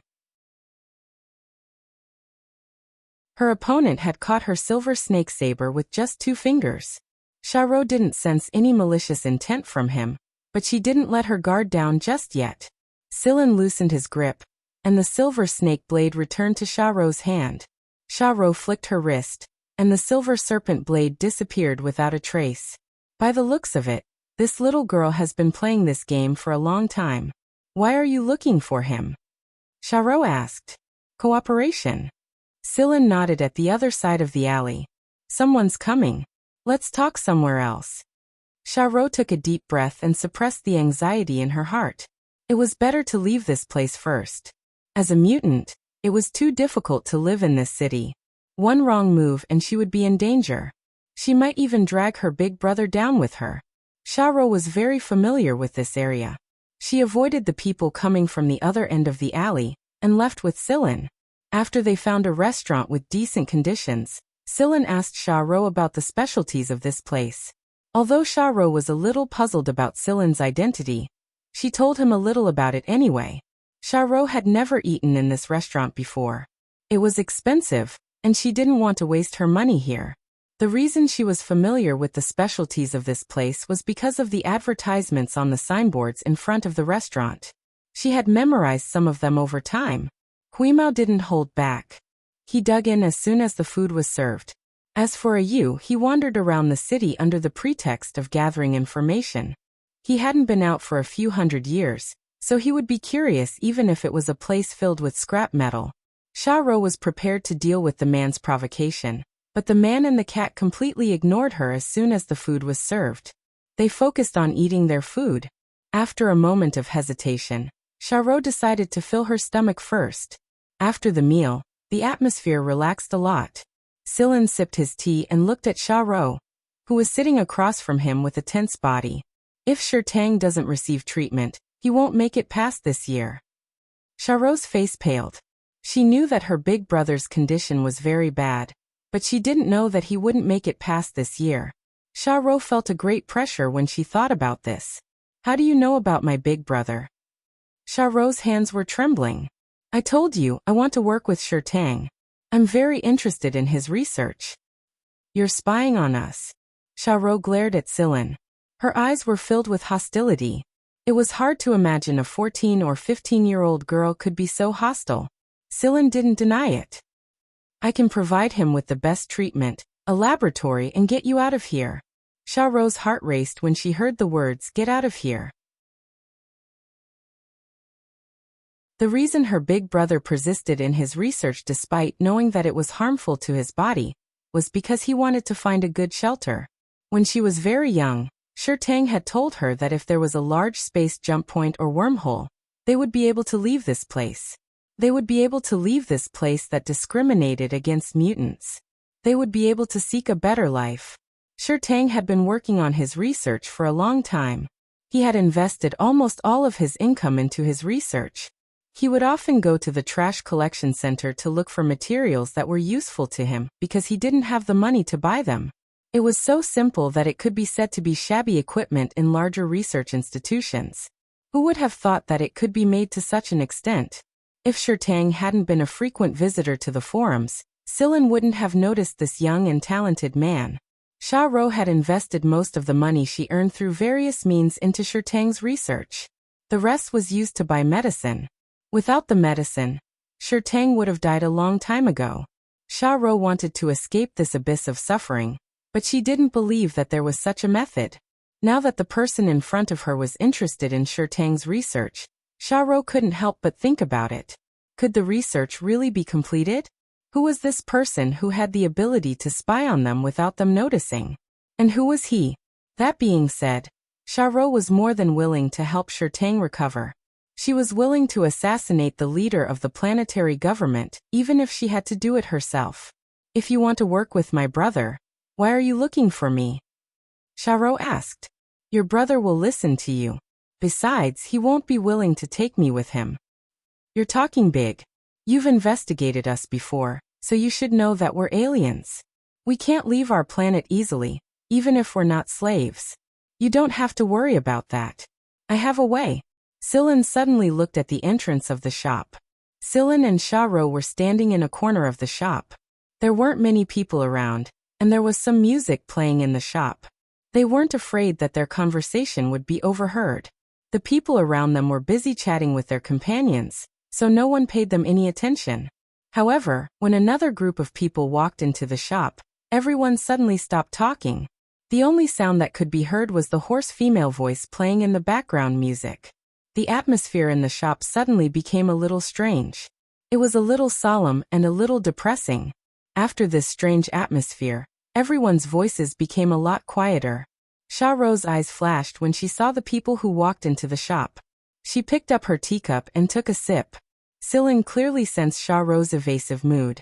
The people who walked into the shop all had an emblem on them. It was a half-wolf, half-fox. The two halves of the beast's head combined to form the emblem. According to the information they received, these people were probably from the Fox and Wolf gang, the strongest gang in this area. The person walking at the front was a tough-looking middle-aged man.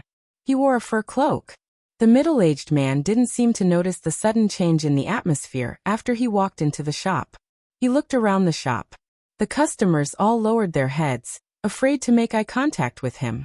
The middle-aged man's subordinates were about to go upstairs, but they stopped and waited for their boss's order when they saw that he didn't seem to have any intention of going up.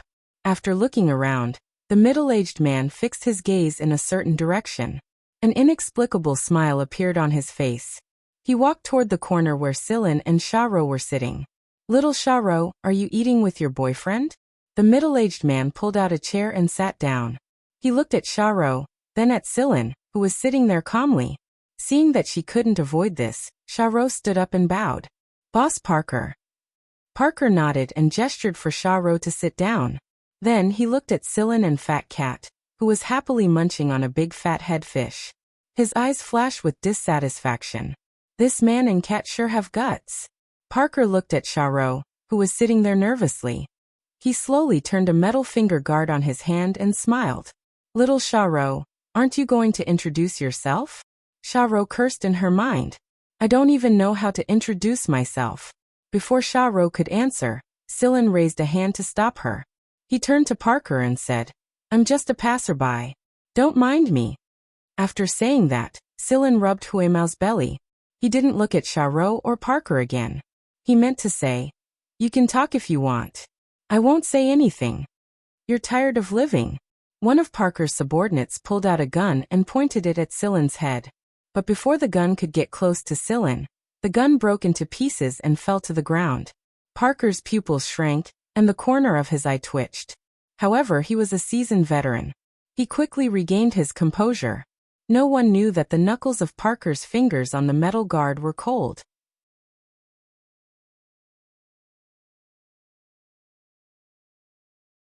Chapter 314. The eyeballs of the people behind Parker were about to pop out of their sockets. They had absolutely no idea how such a thing had happened, and for a moment they all became highly vigilant towards Sillin. Sweat dripped down the forehead of the man who pulled out his gun just now. He had never encountered something like this since he started working in this line of work. Parker waved his hand and smiled at Sillin. "My men are ignorant. Sorry for the offense." Parker knew that Sillin's movements were too fast just now.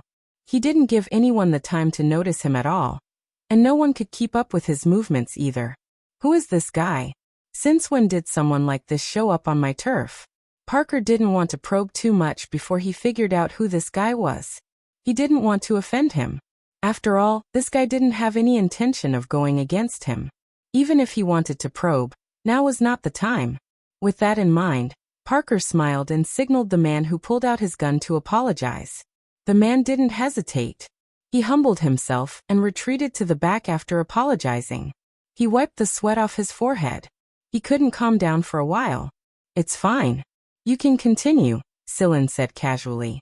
Parker turned to Sharo when he saw Sillin's reaction. He didn't know the relationship between this stranger and Sharo, so he put on a more sincere smile to avoid conflict. He said in a low voice, "You're the one who took care of the 3 people in the alley, aren't you? Although they don't have any insignias on them, I want to remind you that one of them is related to a small leader of Myriad Seas City. However, since they came to my territory to behave atrociously, it doesn't matter if they die." Sharo sighed in relief when she heard the latter half of Parker's words. The gang leaders of Myriad Ocean City and Fox and Wolf Gang had been trying to recruit her into their gang, but she never agreed. She only made some deals with them in private. She was a part-time assassin, and she would receive a sum of money after taking care of the target. That was all.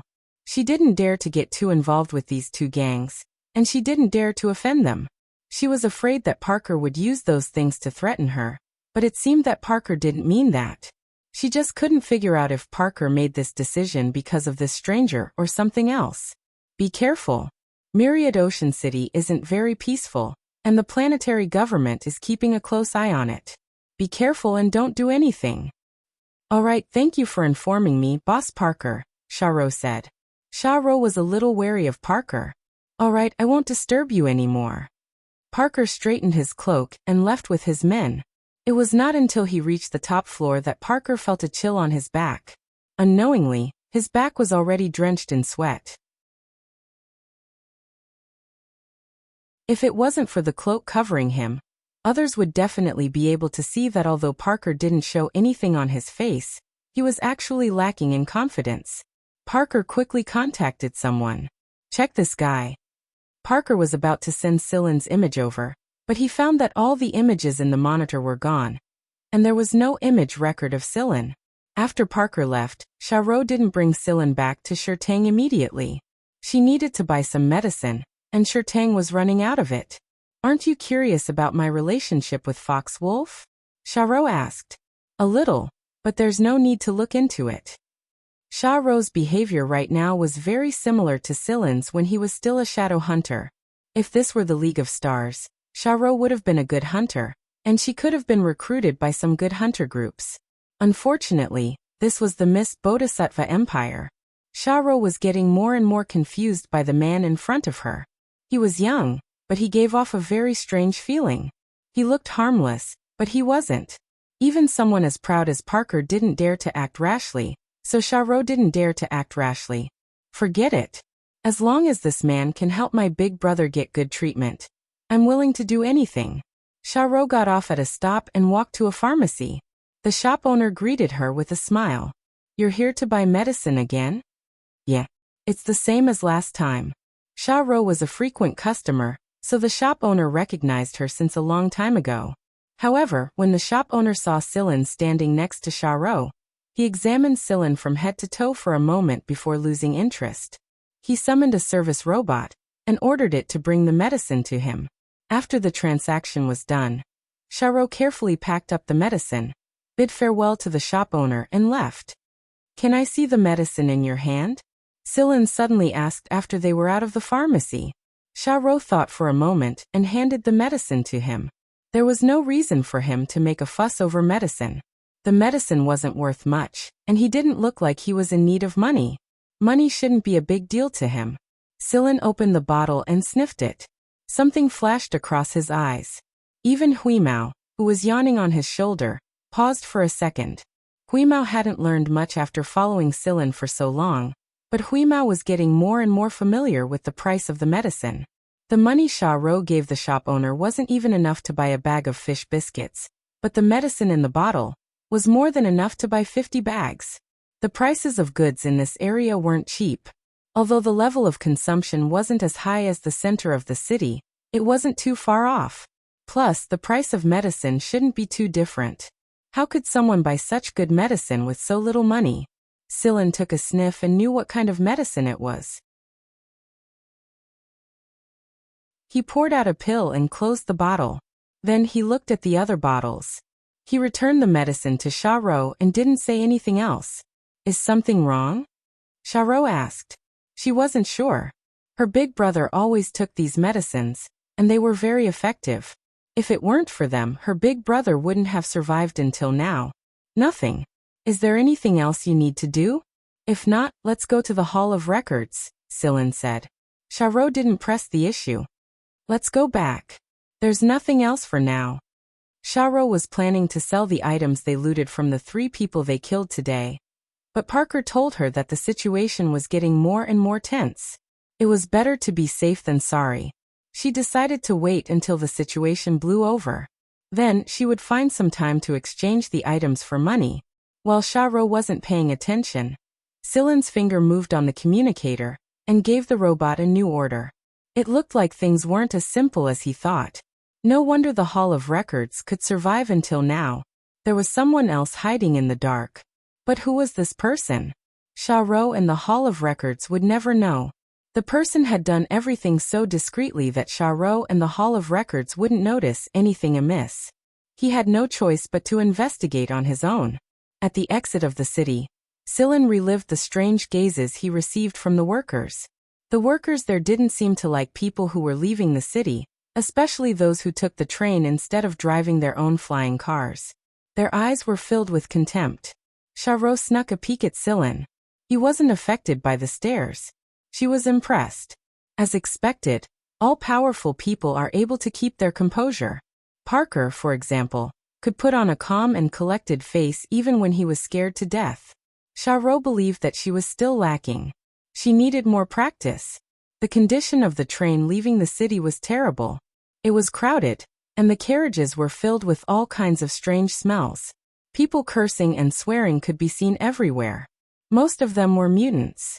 Some were slaves who had been released to visit their families, and some were residents outside the city. Many of these people were good fighters. Even if they weren't, they would still have a huge advantage in other areas. They were very satisfied with their current lives. Even though they were slaves, as long as they were obedient, willing to work hard and followed a good master, their living conditions were better than the average city resident. There was a mutant in the carriage that Sillin and the others were in. He was showing off a gemstone that his master had given him. The people around him were green with greed. If it weren't for the fact that this person was hard to deal with, they would have gone up and robbed him already. Huimao glanced at the so-called gemstone that was no bigger than the pad of his foot. Then he closed his eyes and went back to sleep. It's not even as attractive as half a bag of fish biscuits, he muttered to himself. The scenery after leaving the city was like entering an alternate dimension. The bustling skyscrapers disappeared like fleeting shadows. In their place was an area that looked like a wasteland. Some of the people in the carriages started roaring when they saw the residential area. Most of them were the slaves who hadn't left the city for several years. At every station, there would be someone getting off. Some of the mutants who could fly immediately spread their wings and roared as they leaped out of the carriage and flew downwards. They seemed to be very eager to get down. The closer they got to their destination, the more restless Sha Ro became. She couldn't wait to check on her brother. Sillin, do you want me to take care of those little rats that are following us? Huimao whispered to Sillin. No need. Let them follow us. Fine. Huimao curled his paws unwillingly. His paws were itching again. Sha Ro dashed out of the carriage as soon as they arrived at their destination. Sillin followed behind her. Tang was being watched, so he wasn't worried. The place where Tang and Sha Ro lived wasn't small. In fact, in this remote area of ruins, every household occupied a lot of space. However, most of the land wasn't suitable for living. Most of the soil contained radioactive elements and some poisonous substances. If they wanted to stay, they had to deal with it themselves. The place where Tang and Sha Ro lived was one that they had dealt with themselves. Otherwise, they would have been killed by the radioactive substances in less than half a year. It was a low building that covered an area of about 100 square meters. It didn't look very impressive, but those who knew the ropes could see a lot of clues. Although the materials used were very rough, the machinery assembled from those inferior materials wasn't as useless as it looked.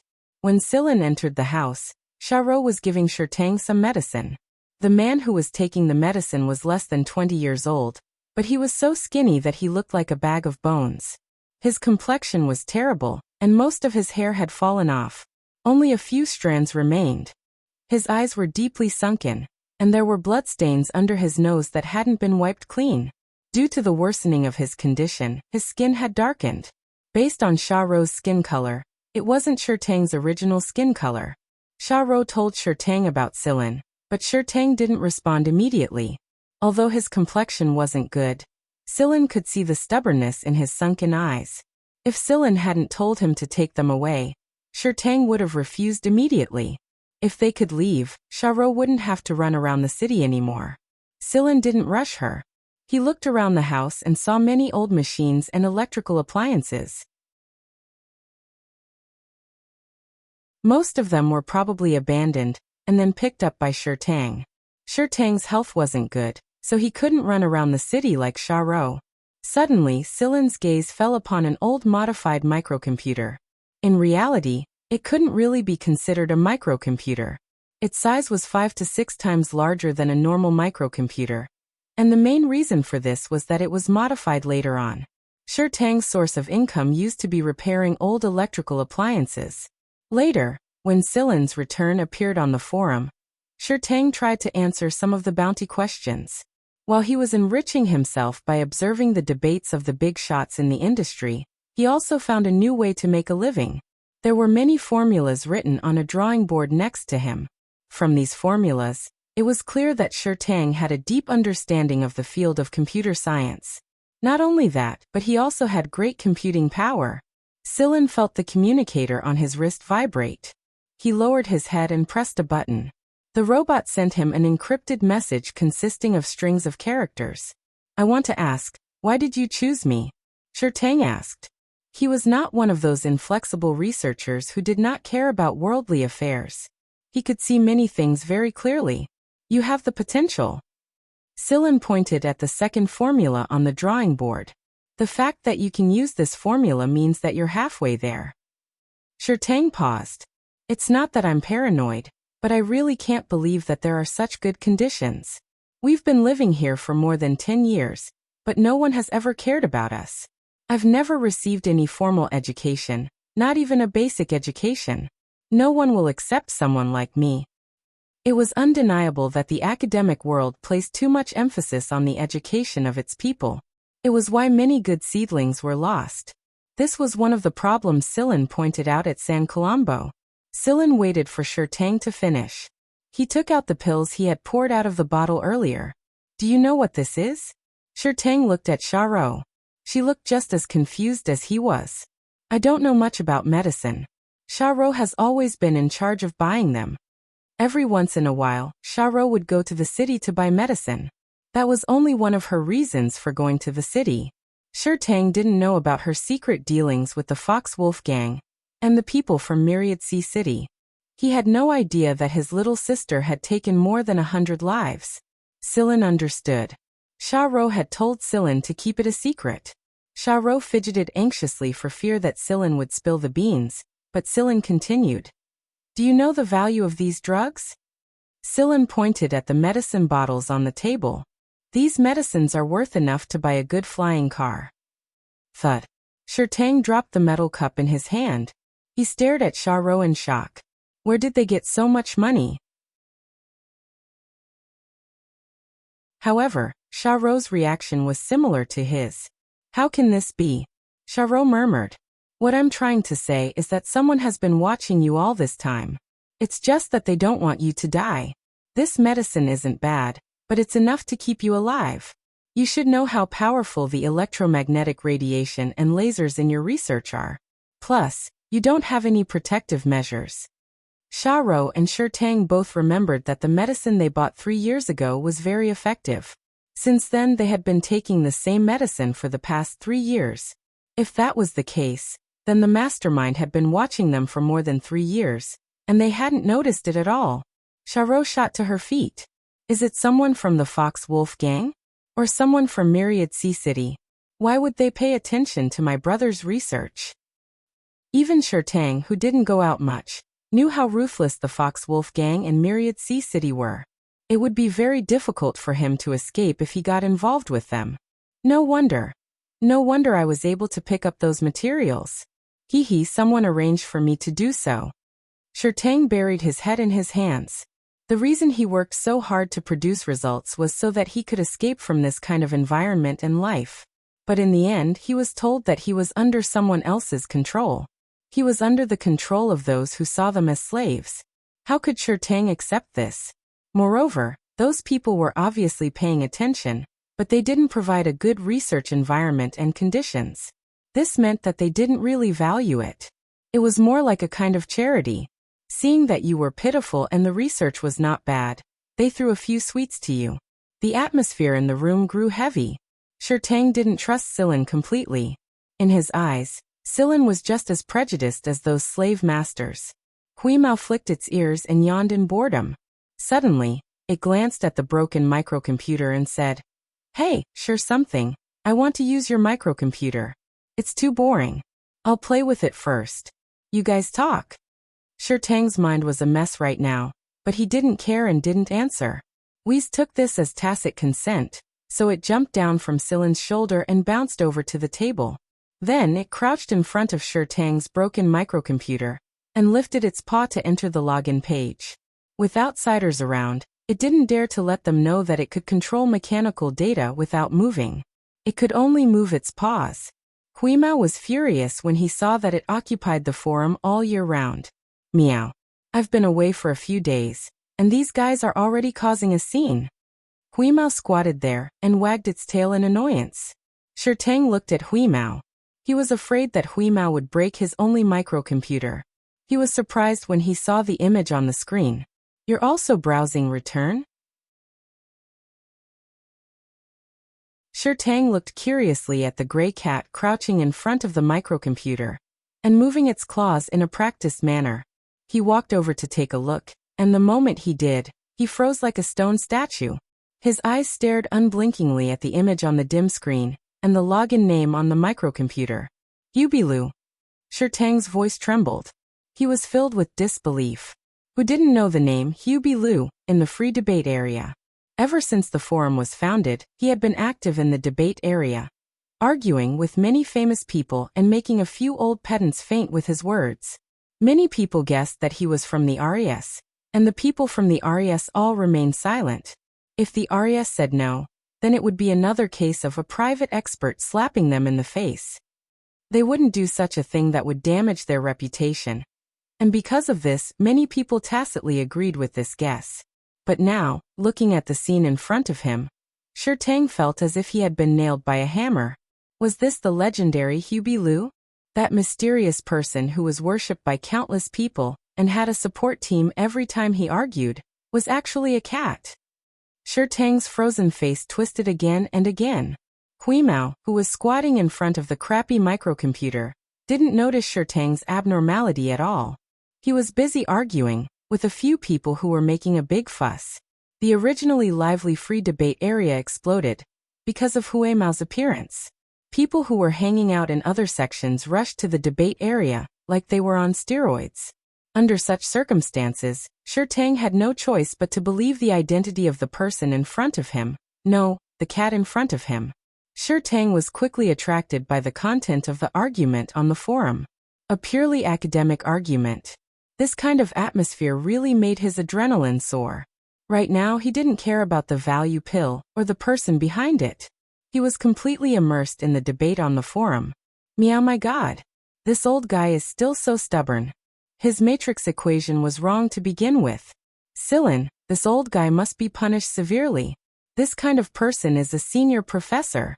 He's just misleading the students. Huimao yelled as he used his fat paws to input the correct matrix equation. Silin? Silin.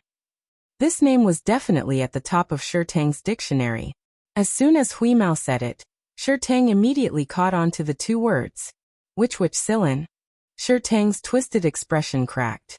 He spoke quickly and excitedly. The video of the lecture in the 23rd star sector was not uploaded, or it was deleted as soon as it was uploaded. Even the forum did not have any videos or pictures of Silin. Therefore, many people in the industry had only heard of the name Silin, but had never seen him in person. However, the people who heard the entire lecture in the San Colombo Academic Hall would mention some of the content of the second half of the lecture when they browsed the forum.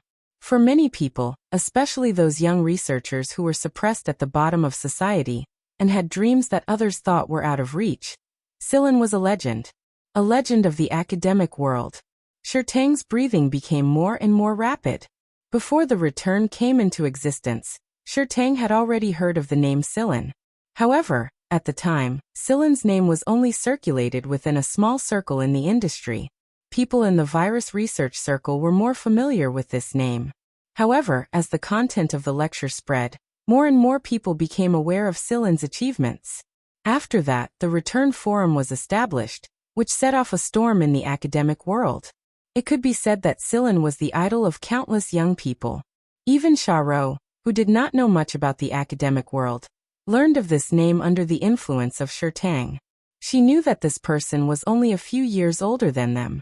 While Tang was still immersed in his own excitement, Silin looked outside the door. Hurry up and come in. What are you looking around for? As soon as Silin's voice faded, a round mechanical head poked out from the gap of the door. It pushed the door open and walked in with an embarrassed expression. This is the first time we've met. I heard that visitors should bring gifts, so please accept this. You said cautiously. Silin's face twitched. The so-called gift in Ayu's hand looked very familiar. You're tuning in to the Li Mei's Wuxia Whispers YouTube channel. We're so grateful for your support, and don't forget to subscribe to join us on this incredible journey through captivating stories. Your generosity through donations truly makes a world of difference, as it's the primary source of revenue that allows me to expand and enhance this channel for you. Thank you from the bottom of my heart for being a part of this adventure.